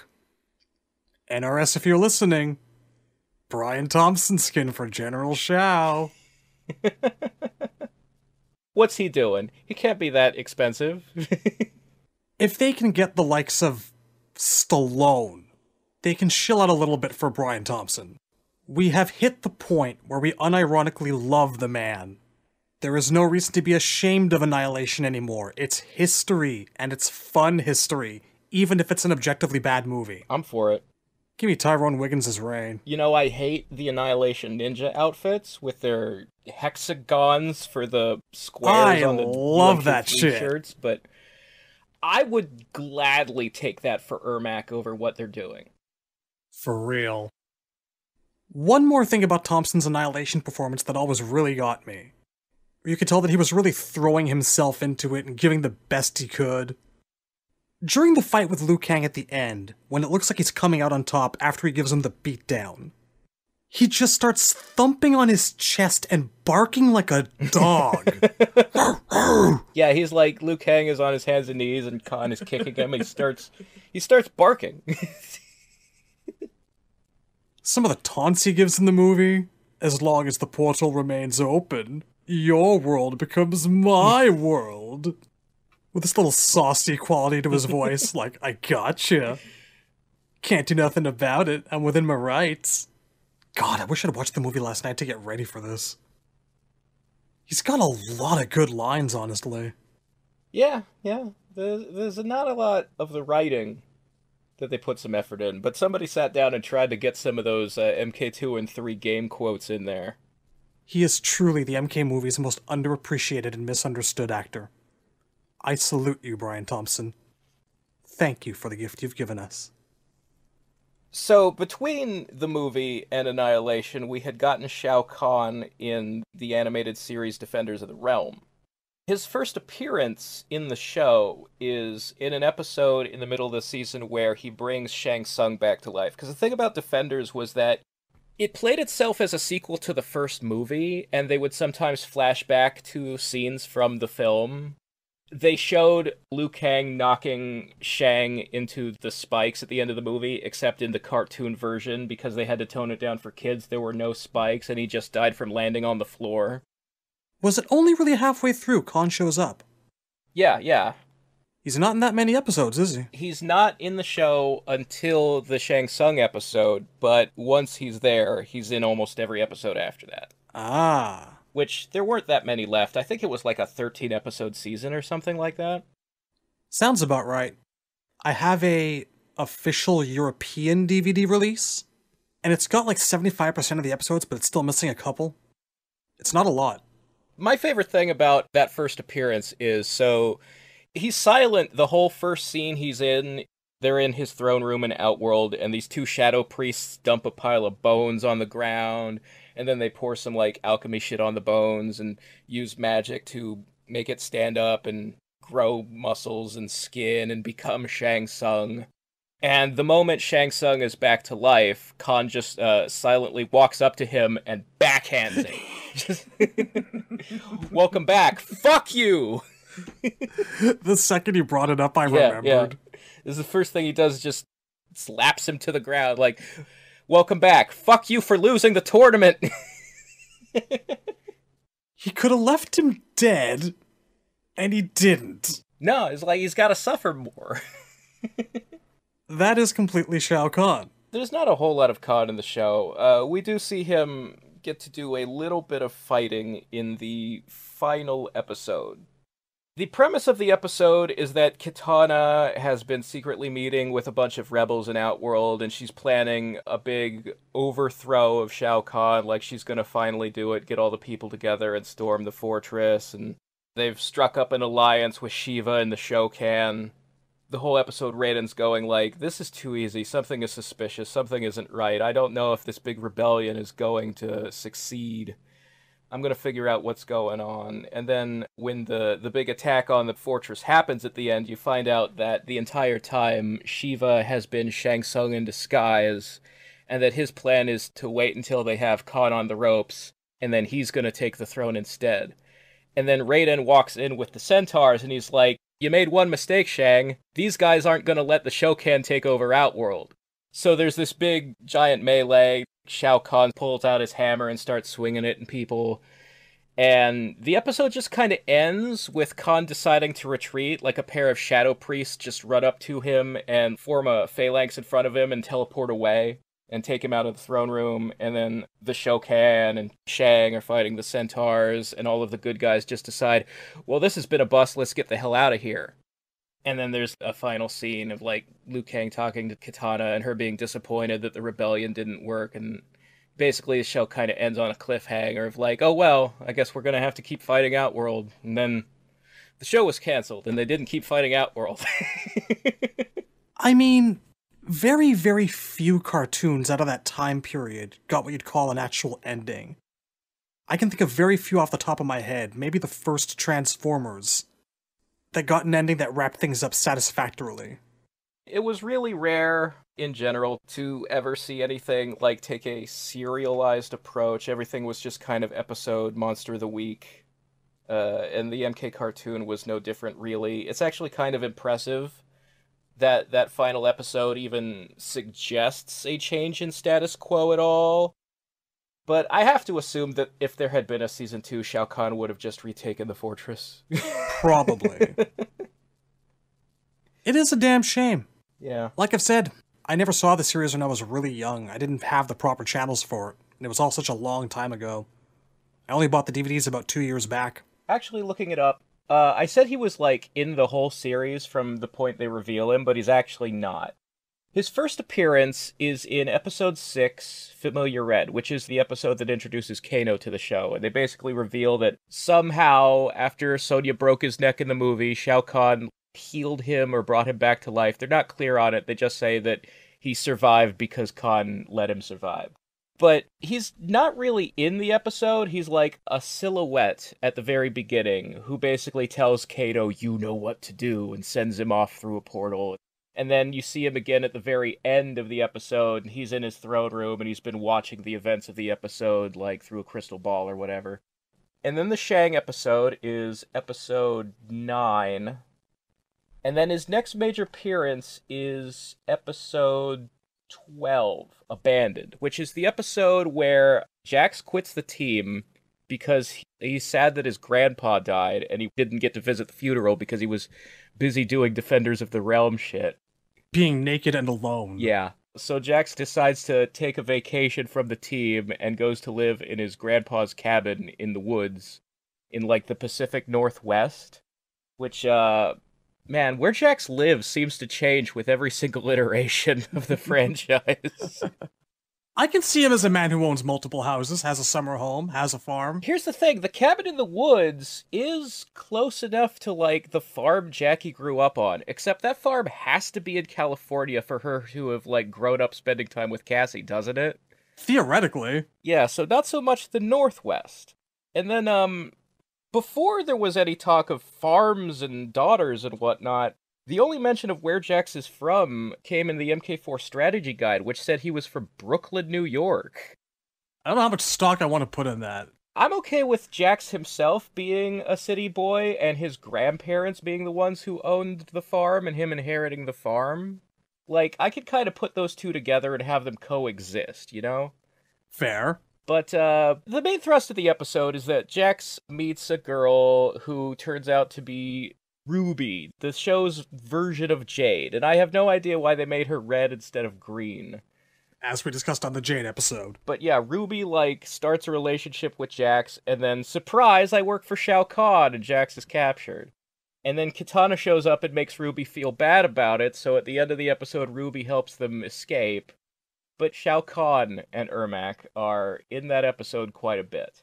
Kahn doesn't do much. He kind of stands in the background menacingly and threatens them and things like that, and he gets mad when they escape. It's all very He-Man and Skeletor. But That is some of the best Kahn. I like when Kahn is just threatening people. yeah, it actually works. That's kind of what he should be doing most of the time. Because, like, as the boss, you only fight him at the end of things. Which is what they do in the finale. So that pretty much covers all the things Shao Kahn does in the show, but I want to talk about the performance a little bit. Because it turns out that his voice actor, I looked up, is John Vernon.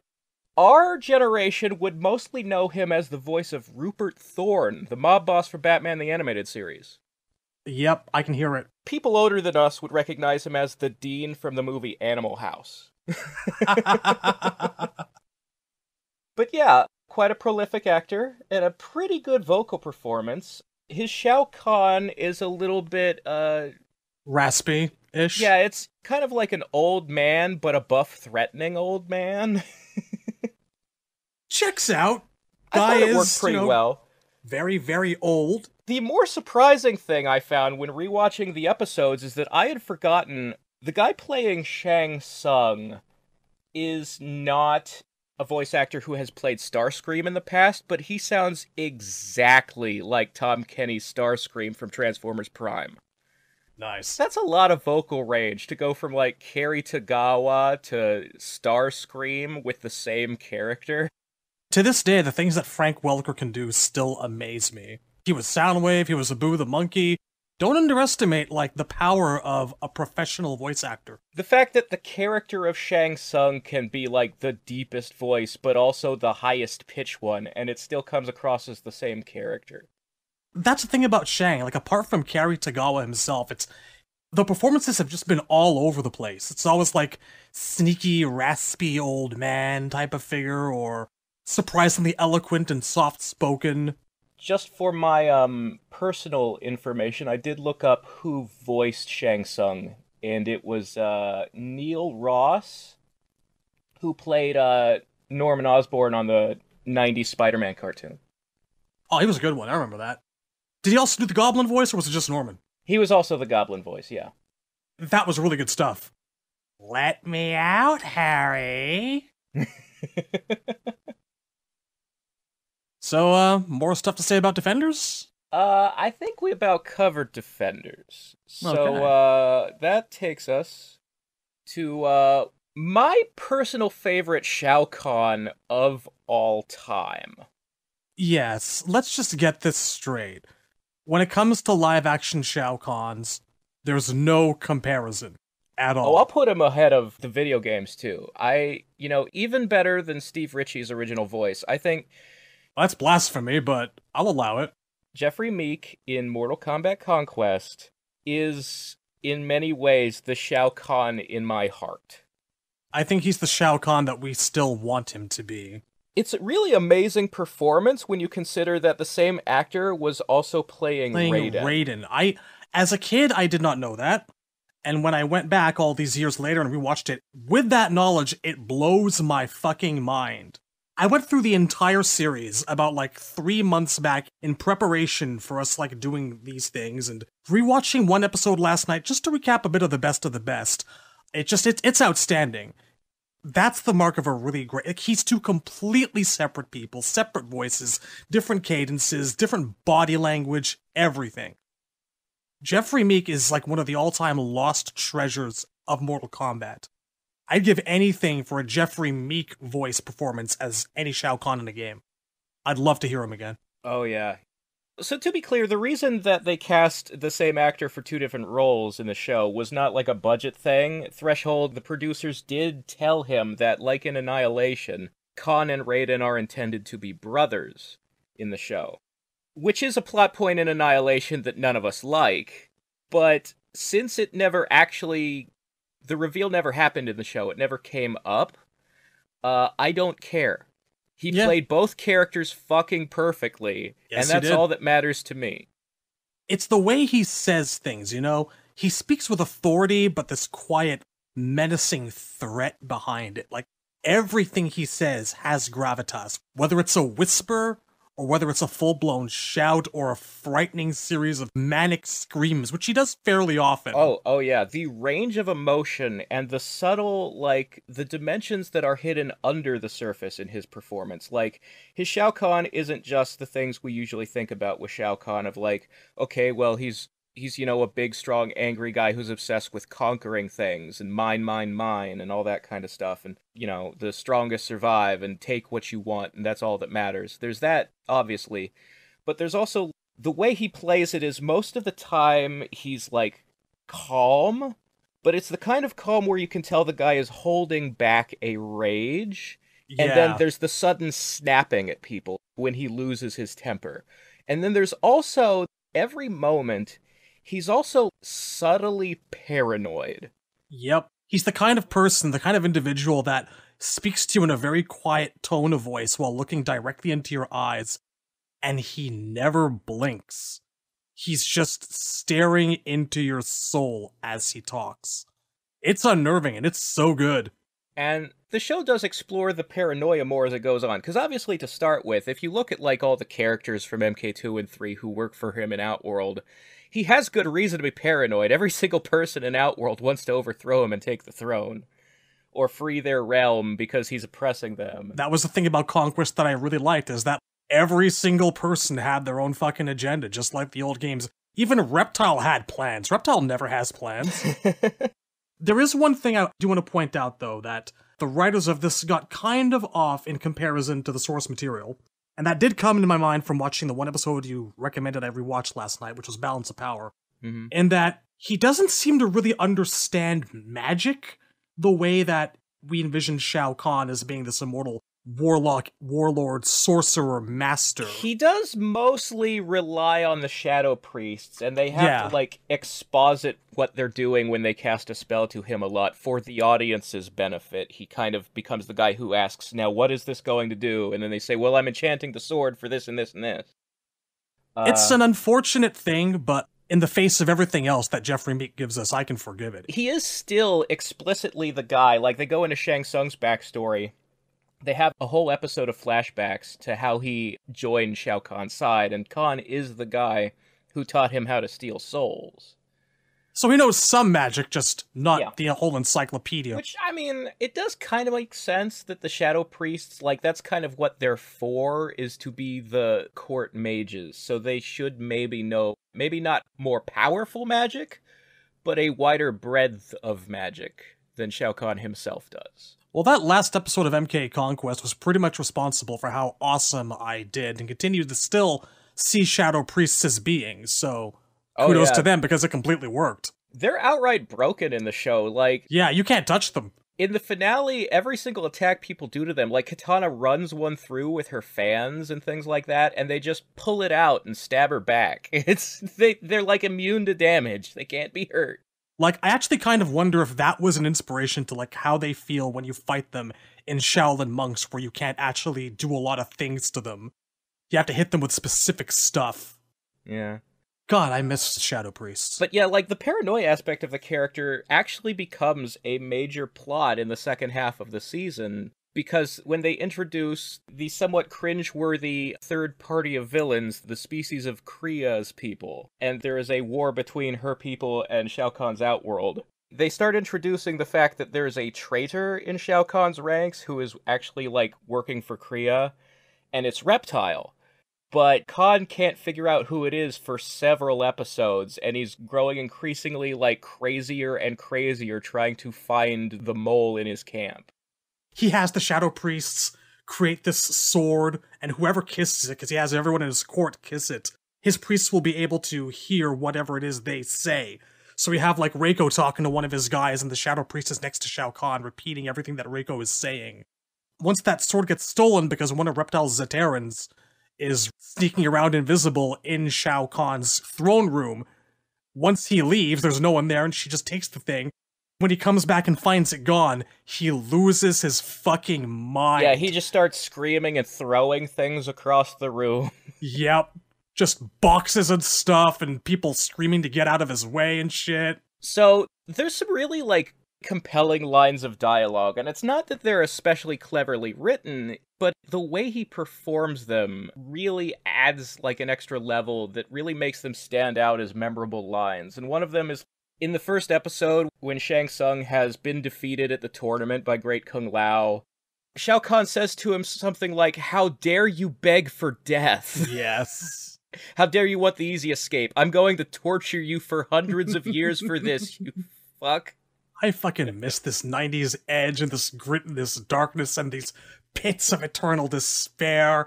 That's what MK was all about to me, man. There's an episode, it's the one that introduces Kitana, and yet again, Threshold has invented a character who is basically Jade and Tanya, but is not named Jade or Tanya. Her name is Kali. I believe we covered all of these not Jades in the Jade retro. Yeah. Just because we had to. But I love the line when, like, Shao Kahn is interrogating Kali, looking for signs that Kitana's acting against him. And he says the line, "Betrayal I expect, yes. Loyalty I question." Smokeman has wanted us to discuss this particular bit. It's Smokeman's favorite line in the entire show. So here you go. "I doubt my stepdaughter's loyalty. Why not yours?" Because there is no reason. No reason.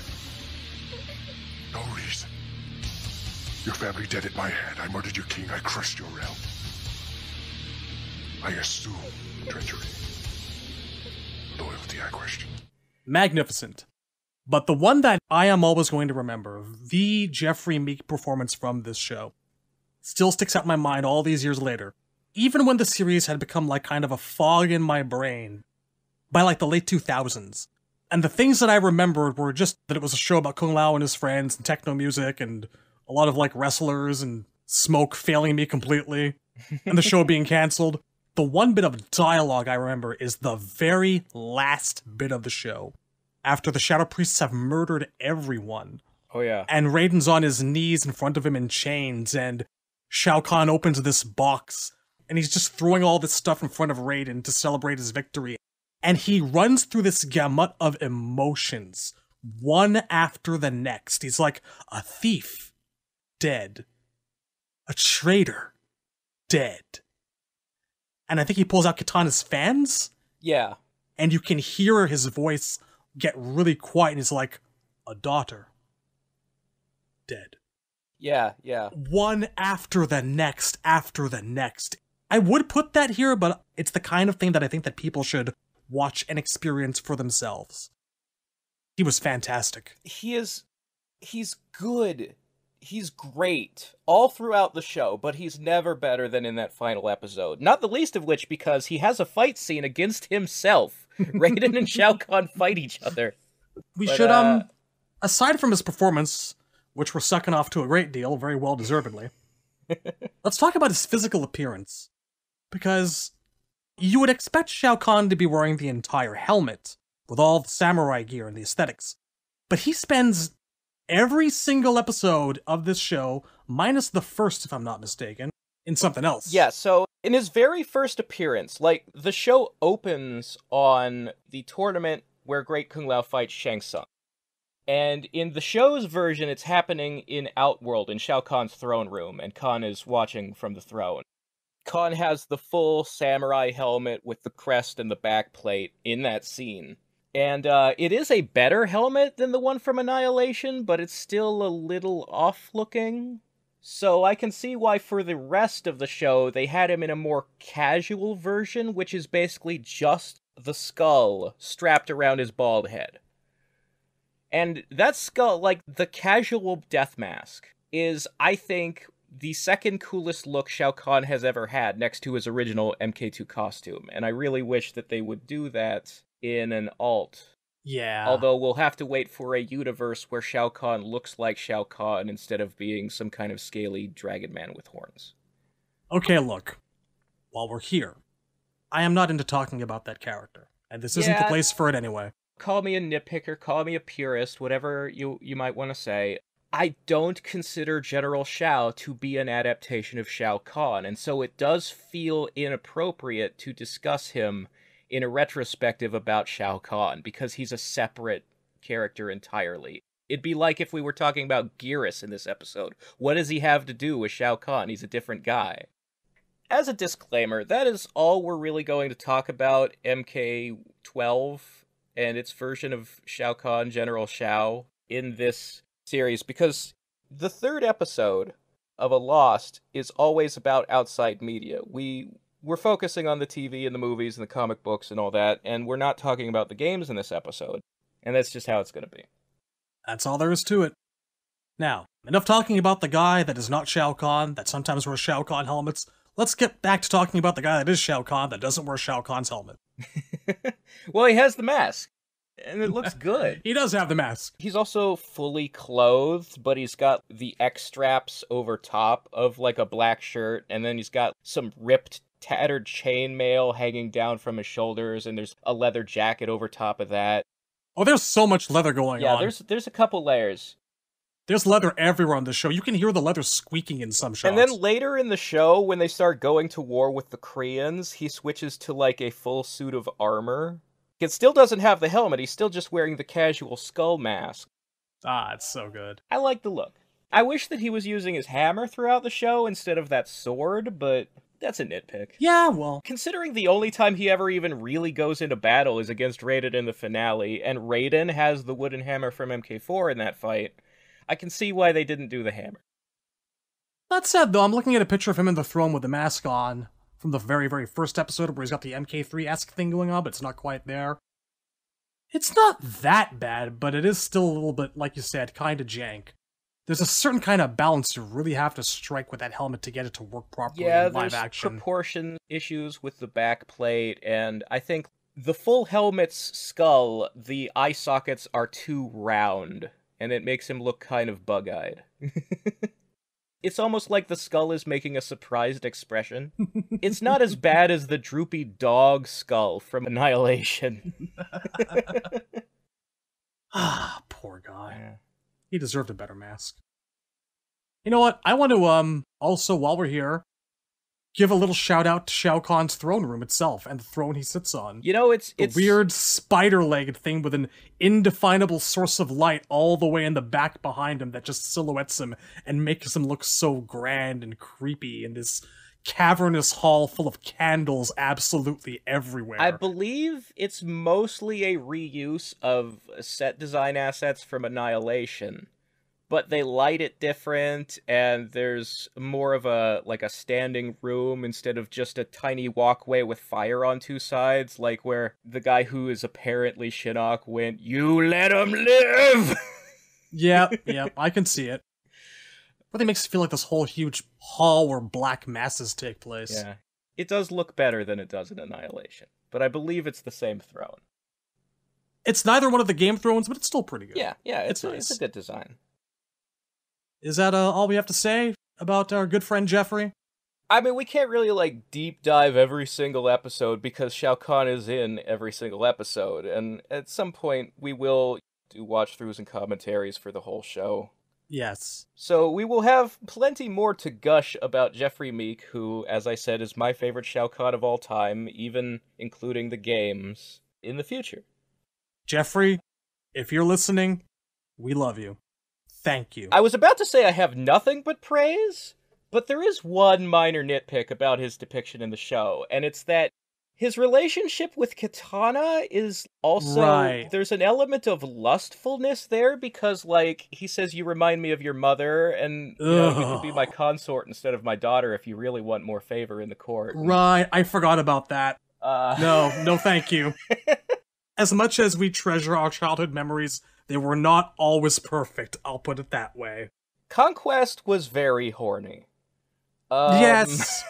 That is... My god, yes. That is a major element of the show, and it was not out of the ordinary for late-night TV shows on cable in the late 90s to be so horny. It was kind of a piece with the other things that aired in that time slot. Gabrielle, I'm feeling a little bit tense and sore. Could you rub massage oils all over my back and shoulders? Of course, Xena. This is just what TV was at that point. I miss it. I don't miss it in application to Shao Kahn and Kitana, but just in general, I miss it. I agree. Sex positivity. Let's say that. I miss sex positivity in the media. I want a Noob Saibot that can make me feel just a little bit horny, like we got back in the good old days. I agree completely. It has no flaws. It is perfected. And I'm spent. There is a little bit of a GIMP aesthetic to the Noob Saibot. I think we covered that in great detail back when. Yes, it is a GIMP Saibot. I'm okay with it. You know, that was one of my major complaints when MK9 came out and Scorpion's outfit was so H.R. Geiger kite and platesy. It was that the Netherrealm already had an aesthetic, and it was like industrial metal and bondage and belts with spikes on them. It was heavy metal and stuff. And that was the late 90s. You know, that's the Scorpion and the Noob Saibot I look for. I don't need the grotesque sort of body horror Geigery stuff. That's not really what I think of when I think of Mortal Kombat's hell. Ermac, wake up the noob. We believe the noob is sleeping. He's gonna go medieval on your ass. Alright, so that covers Conquest pretty well, and then we would have an adaptation drought. For a long time. God, like 12 years? 13? Indeed. From the point Conquest ended, which was like 1999-ish? I think 2011, Kevin Tankerowen put out his pitch trailer, MK Rebirth. And then that got him the license to do a YouTube web series of shorts called MK Legacy. And Shao Kahn only appears in the Kitana and Melina's backstory two-parter in Season 1 of Legacy. He is played by Alex Paunovic, who is a Canadian actor. Some of his many roles include Prospector Jim McAllister on drama TV series Arctic Air, Julius on fantasy horror drama series Van Helsing, imposing warrior Wygar Oak on the second season of Dirk Gently's Holistic Detective Agency, and Bojan Boskovic on dystopian thriller series Snowpiercer. I have seen none of these things. I've seen Dirk Gently. I like that show. I don't remember him in it. Now, I'm going to say a thing. It says here on his biography that he supports the Red Cross Impact anti-bullying campaign, as he had been bullied a great deal as a child.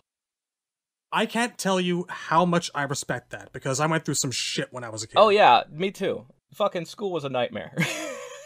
You know, I have sympathy to the man, and I think that if he shaved his head and had the prosthetic claws makeup, or a skull helmet, either way you go with the costume, if they had tried to do an accurate Shao Kahn, I think this guy would have the look. I think he would have pulled it off perfectly fine. Yeah. The problem is, the approach MK Legacy took with Shao Kahn's aesthetics, his costume design, his general look, looks nothing like Shao Kahn at all. He looks like a Julius Caesar taken straight out of a production of historical Rome.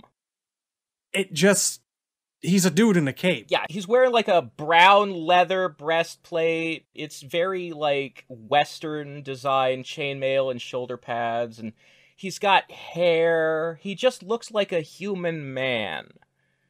He looks like he walked off the set of Gladiator or Game of Thrones or something. There's nothing about him performance-wise, again, I apologize, and especially appearance-wise that really screams Shao Kahn. He doesn't really give much of a performance. The main thing he does in the episode is that he sits in a chair and watches while Kitana and Melina fight each other to train. He's sort of the looming presence in their childhoods, but he doesn't really have any lines of dialogue so much. I think he has one or two. Yeah, they're very small. But yeah, it's just the look is all wrong. And that's not his fault, that's production design, and Tankerowen himself. That's their faults, man. It's just... I'm sorry, Alex, you deserved better. You did. It's not good. You could have been good, but this is not good. Yeah. Let's just move on. Yeah, there's not much to say about Legacy. It's not really all that worth remembering in the long run. There's a few things. There's a couple episodes. When we get to the Cyber Ninja episodes, I'm going to have a lot of positive things to say. Oh yeah, the Cyber Ninja stuff was great. And honestly, there are parts I really like about the Kitana and Melina episodes, because they did, like, there are sections that are animated, like Oren's backstory in Kill Bill 1.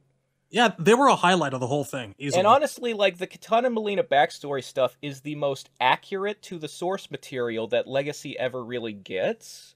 Indeed. The rest of the show is just way left field. Like, you have an episode where Raiden is trapped in a insane asylum, and it's an Oh my abusive, God. poorly lit horror movie asylum straight out of, like, the 1950s, and it's just really cartoonish and dumb. Way after the years where, like, most places had realized maybe not all insane asylums should be depicted as chambers of torture and Oh brutality. yeah, the episode It was dated. at the time it came out, it really pissed me off because you were like right on the cusp of the movement of we should treat the way we address mental health better and start fighting the stigma in the media.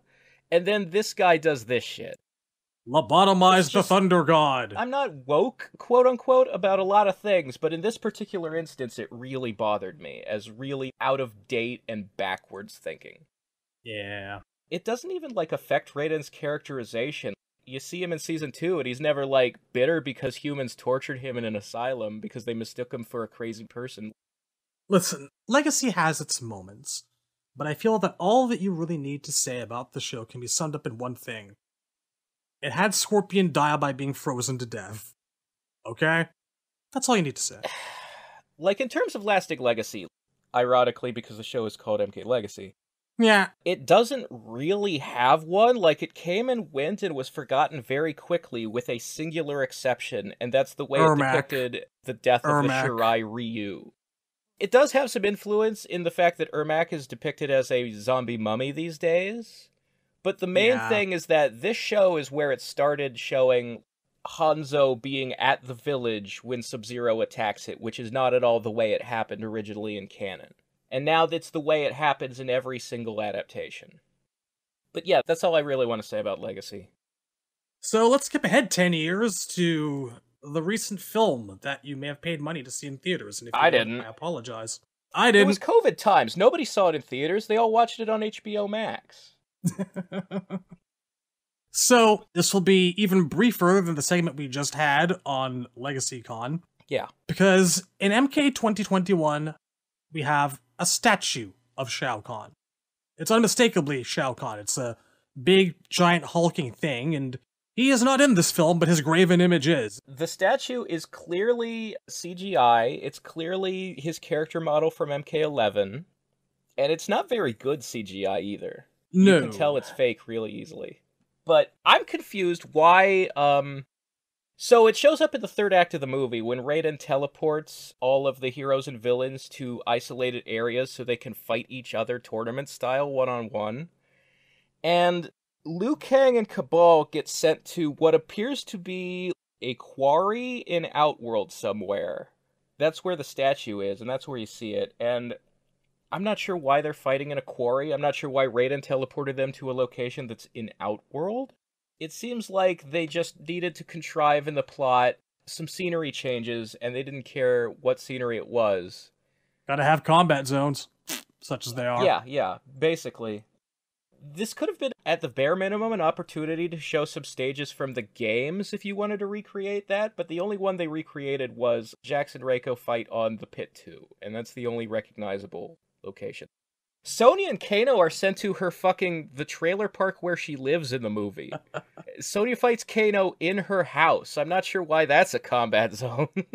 The trailer park. Yeah, right? The famous trailer park from the Mortal Kombat games. The quarry. I think that Shao Kahn statue is probably there to just say, hey, look at how Outworld this place is, because Yeah, otherwise it's it's a quarry. They had a really boring set for filming on location somewhere in Australia, and they realized that with a little CGI, they could make it look outworldy. So it's an MK11 con, and it's got a nice little emblazoned dragon on its hammer. The hammer itself is not bad. I'd probably play that. Maybe it is an accessory in 11. I don't remember.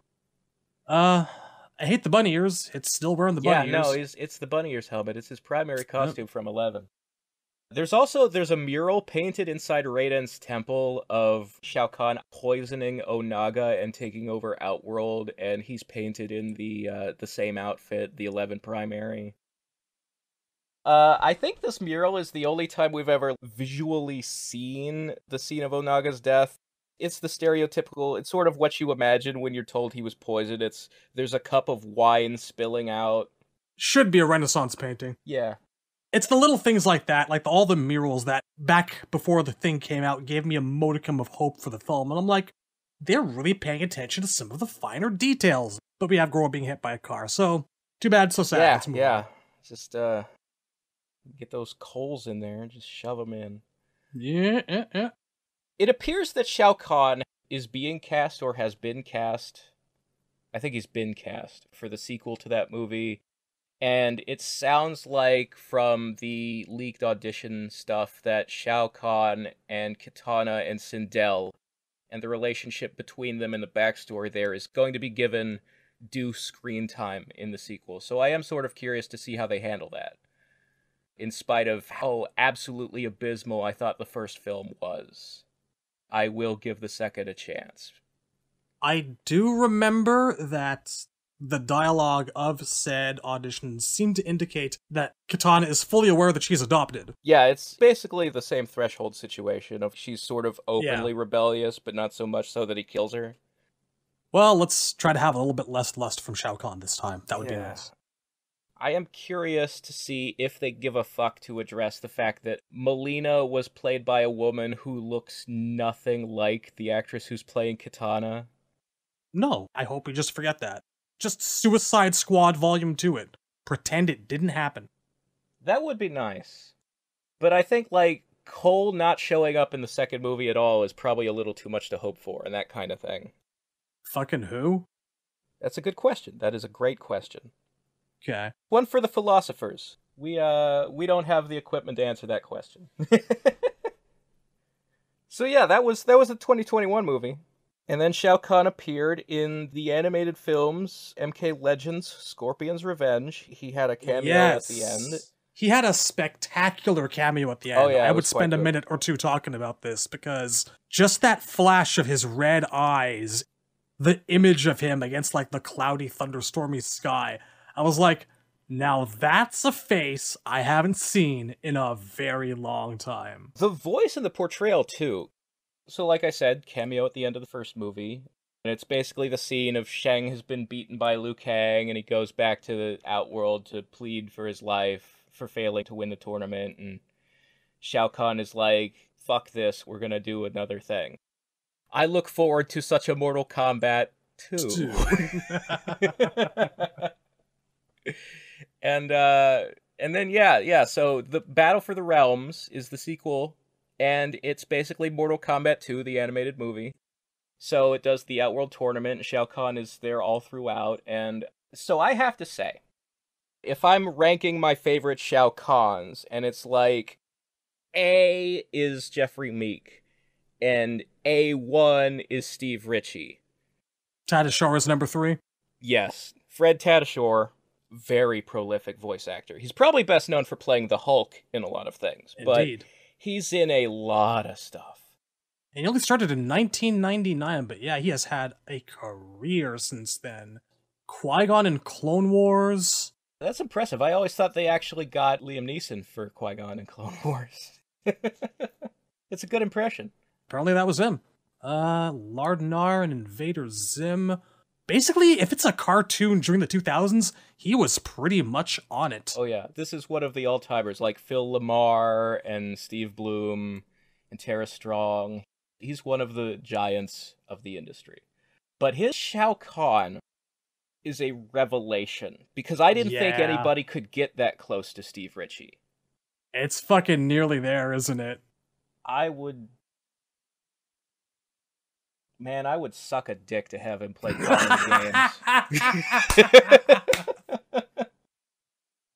You know what? I'm always just a little bit critical by default of anyone who isn't Steve Ritchie. You know, it's just a lot of the reverb, the qualities of the delivery, but he does come fucking close. He's still a little bit raspier than I'd like. There's just this certain Eastern European thing that I always miss. But man, he's fucking good. So he doesn't like roll his R's like Ritchie did, but the gargle in the back of his throat is very close to the sound of rolling your R's. Yeah. Like I said, as close to Steve Ritchie as I've ever heard anyone even try to get. The effort is greatly appreciated. Yeah. I'll take this guy back, man. I want this guy back. There's some really beautiful lines in Battle for the Realms, the way he delivers them. Like, there's the bit where Katana turns on him and, like, throws a fan into his chest, and she thinks she got him and he's dead, but then he gets back up.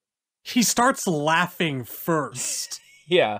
He's looking down at it, and you think he's slumped over, and then he's just like... When she realizes she's beaten, she's like, go ahead, finish me. And he's like, kill you? No! You'll watch me fuck them up first. I particularly like all the attitude he has when Raiden's trying to be all humble and respectful to the Elder Gods, and he just shoves his way past them. Listen here, assholes. He does not give a fuck about the Elder Gods. He gives no fucks. That's good Shao Kahn.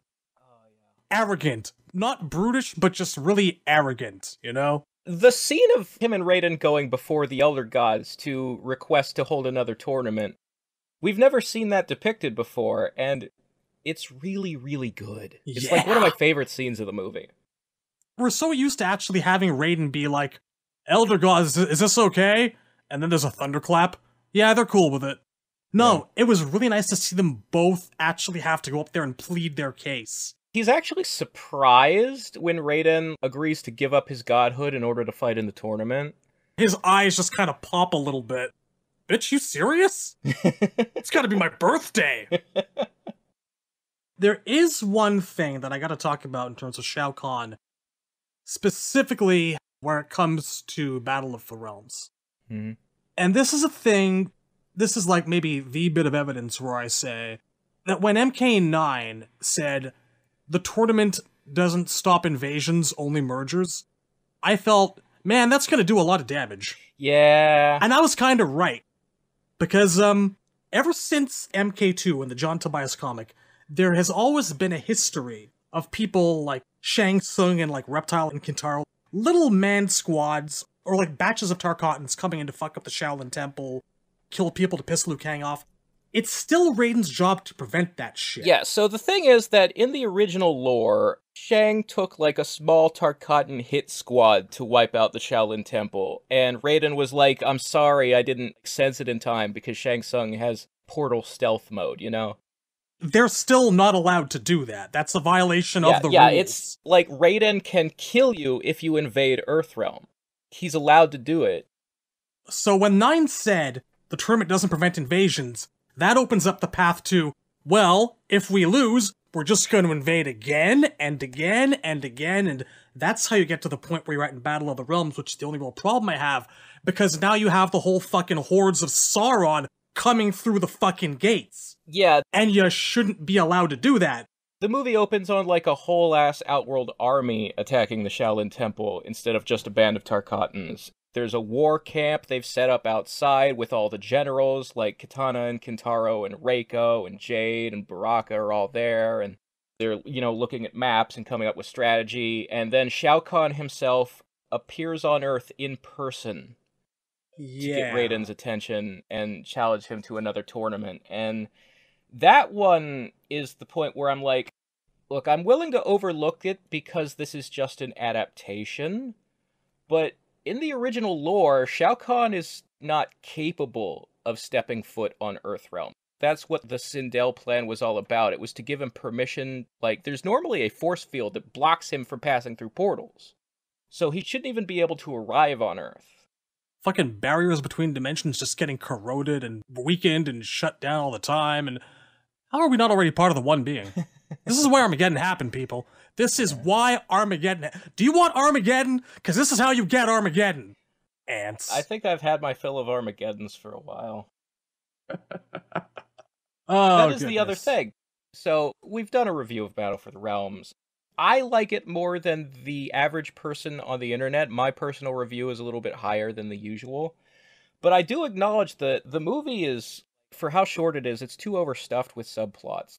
I would have been fine with just the tournament and also the things Scorpion and Sub-Zero and the Cyber Ninjas are doing as the B-plot. Yeah, none of the other stuff needed to happen. It was cool, but... The tournament ends with the Elder Gods telling Liu Kang, okay, now that you've beaten Khan, we need you to real quick beat up Shinnok / the One Being, because that happened. Yeah, that's the thing that just makes me think, We're not getting an adaptation of MK3, are we? Yeah, that's a shame. I want to ask them directly about that, because that's a fucking waste. My understanding from listening to the commentaries and seeing interviews is that when the contracts were drawn up to have them write and direct Mortal Kombat animated movies, it was originally a 2-picture deal. So they didn't think they'd get a third one, and so they were desperate to shove everything they wanted to do in those 2. Well, allow me to say it right now. I don't care what kind of magic hat bullshit you've got to pull to do a sequel, to do MK3 right, to give us that Shao Kahn eating 6 billion souls thing. You do it. I don't care how he survives. I want to see it. Well, I should point out, it was recently announced that after Cage Match, the next animated movie we're getting is called The Fall of Edenia. So we will presumably see more of Tadashore's beautiful Shao Kahn voice. And as long as they keep any MK11 and 12 elements out of it, and they just tell a proper conquest of Edenia, with Sindel and Kitana and Jared and Khan, maybe Reiko will get to be there. I am 100% here for it. Yeah, that's something that's been incoming for a long time. I would love to see, like, Argus and Taven and Dagon in that, you know? That would be a very welcome cameo. I would love that. Hopefully. You know, I trust Jeremy Adams mostly. His adaptations, the whole Legends animated series of movies has mostly borrowed more from the old timeline than it has from the NRS games, and that's why I'm thankful for those movies. That's why I love them so much. But Snowblind did have Chronica's Hourglass in it, so I have to be wary. You know, that one misstep is, now I've got the paranoia going. Now I'm Jeffrey Meek on the throne. Who's gonna betray me next? I ain't kissing no swords. I liked Snowblind for the most part. Crown bullshit aside. Fine for an Elseworlds, I guess, but I don't like Elseworlds. That's just how I am. There's worse Elseworlds out there. Yeah. Anyway, the way he fights in Battle of the Realms, actually, I wanted to call attention to a little bit, because we get a little bit of everything. We've talked about how in recent games it's just been like the whole luchador barbarian thing punching you, and the most you ever get is like him summoning up a hammer. But you do get a little bit of everything here from him. Like, you get him conjuring up spears and throwing them, and him knocking people around. I love the way Raiden dies in the movie. He takes multiple spears like Boromir and the arrows in Lord of the Rings. One after the next. Even then, that's only enough to drop him to his knees. How Khan actually finishes him off is the X-ray from MK9. Pulls up his arm and stamps on his neck. Yeah, the way he fights in these things is good. It's gritty, it's dirty, it's painful looking. I really enjoy when he's fighting Liu Kang, and Liu starts throwing a flurry of fireballs, and Khan is blocking them by twirling the hammer, and it looks very anime. That's good stuff. And, leave us not forget the execution of Kung Lao and all of its goddamn horror. And the way he licks the blood off of his hand afterwards. Yes! That's a rough one. That is... Look, there's a lot of gore in these animated movies, but I don't know if I've ever seen anything quite as gross in a Western production as Kung Lao getting ripped in half. If it was just that, I think we'd be okay. It's pretty gnarly, but then you get the half of him moving its eye around. That's what really sells it. That's the cherry on top. That is how you do Shao Kahn, folks. That's Shao Kahn. Jesus fuck. Alright, any particularly great lines you want to bring up from Battle of the Realms? Kill you? No! When he's beating up Kitana. Alright.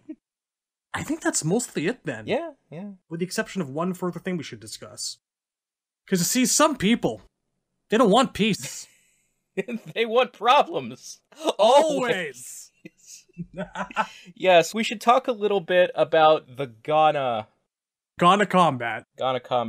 The African, I don't want to call it a fan film, because it is kind of like their actual movie industry in Africa down there.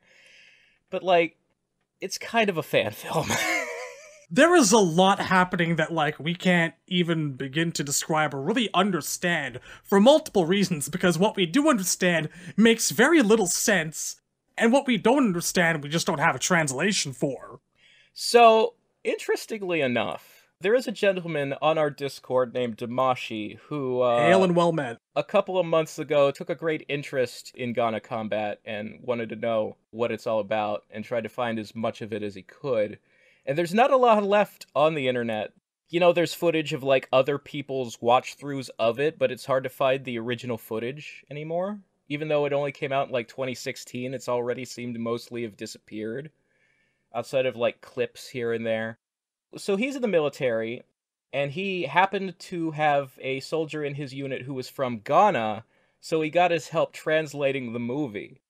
And apparently, the plot of the film, Ghana Combat, is that Raiden and Shao Kahn are the brothers of Shang Tsung, who is... I don't know if they're gods. I think it's more like they're powerful people, and he's the wise elder of their tribe or whatever. And there's a war between what they call the Mortals and the Combats. And they're like two enemy tribes in Africa, is how they portray it.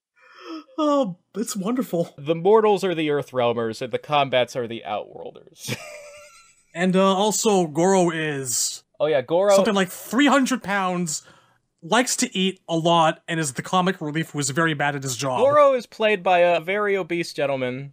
They don't try to do 4 arms. There's no, like, papier-mâché second arms hanging off his... He's just a huge guy, that's all there is He's to it. just a fat guy, and he's Shao Kahn's son in the thing, and there's a funny scene where Kitana and Melina come to Khan wanting Goro to be scolded because he ate all their food. Every scene with Goro is just fat jokes. He's like a background stock anime character or some shit. It's amazing. For most people, the only way they'll have even heard about Ghana Combat is if they've seen the clip of him saying, "I don't want peace. I want problems, always." There's something really captivating about those 3 seconds of dialogue. It's a meme, but with a really good reason for it. It's a good quote. It actually captures Shao Kahn's personality and motivation pretty well. Yeah! In a nutshell. I could legitimately picture this as an intro for General Shao. I don't want peace. I want problems. Always. I can hear it. Yeah. If Khan started saying that line in the games, it would get a pop out of me. I'd be like, good shit. Public call.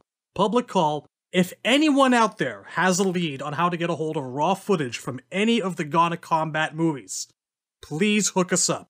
Direct us to whatever we can do. Let us know. If we had clean source footage of Ghana Combat, we could subtitle it. Or at least Damashi could subtitle it, and then we could put that out for people. So, yeah, if you know anything about that, let us know. And if somehow this gets back to the people who created Ghana Combat, hook us up.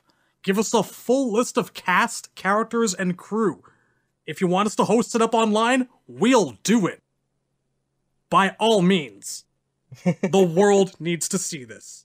For whatever, how many reasons. It's fascinating, if nothing else. All love of Mortal Kombat is good love of Mortal Kombat. That's what I say. Some of the costumes are pretty good. Although, Smoke is just a guy in a Darth Vader mask. Yes, I have questions about that. Why is that not Cabal? Are we sure it wasn't? Oh, it's Smoke. Oh it's my Smoke. god. He helps Sub-Zero kill Scorpion's wife in a scene in the thing. You think you know a guy. Yeah, right? What a dick. As a dick, he loved to hunt. Alright. I think that's actually it. We've come to the end of this thing. Yeah, that's all the adaptation media that Shao Kahn has appeared in to date. Mostly a lot of winners, honestly. I like the adaptation Shao Kahns overall more than I've liked the NRS-era game Shao Kahns. I mean, Jeffrey Meek is the best that there ever has been, apart from, like, MK3 Khan. That's all there is to it. He's my top of the list. I love the guy. There's something to like about most people. And for the people that there is not much to like about, it's just kind of not really their fault. Even when there's stuff that's terrible. We love it because it's terrible. If you get the camp and the cheese amount right in your recipe, then you can make something bad and it's still good. Man, poor Brian Thompson. He deserved so much better than what he got. You know what? He's had a good career. You know, He has. Cobra, X-Files, multiple roles in Star Trek. He's always going to be the alien bounty hunter to me. Always. Just saying, Brian, we love Jeffrey Meek, but we love you too. Yeah. You were glorious. There's room for more than one. All right, guys, that is officially the last episode of a Mortal Kombat 2 character on the Lost. From here on out, it's MK3 time. After all these years, we're making progress. I think we might take a break and do a commentary for Conquest or Defenders before we get to the next MK3 character. All right. Just because that's a good spot. I guess that you, the viewer, the listener, will find out what we decide to do within the next month or so. We have a Patreon if you wish to throw some money in the pot as a tip. If you think we deserve that kind of thing. If you don't think our souls should be sent to the Netherrealm for what we do. It could be both things. They have coins in the Netherrealm. Please feel free to like and subscribe and do all those things that people who serve the internet do. It has, for the record, already been decided who we're doing next. Yes, we have a guest waiting in the wings who's been wanting for a couple years to discuss our next character with us. Too bad they will die. Or we will. Who knows? Anyone could die. It's MK. Yeah, I think we're all gonna die. So dead. Death is the only way out. That'll really confuse them. Good job. Could be anyone now. That's the idea. Could be Jade. Could be, alright, fine. I'm done. Thank you, everyone, for tuning in, and for being patient with us. We already did, Jade. Yes, we did. That's the joke. See you later, nerds. Have a nice day. Ah, it is glorious.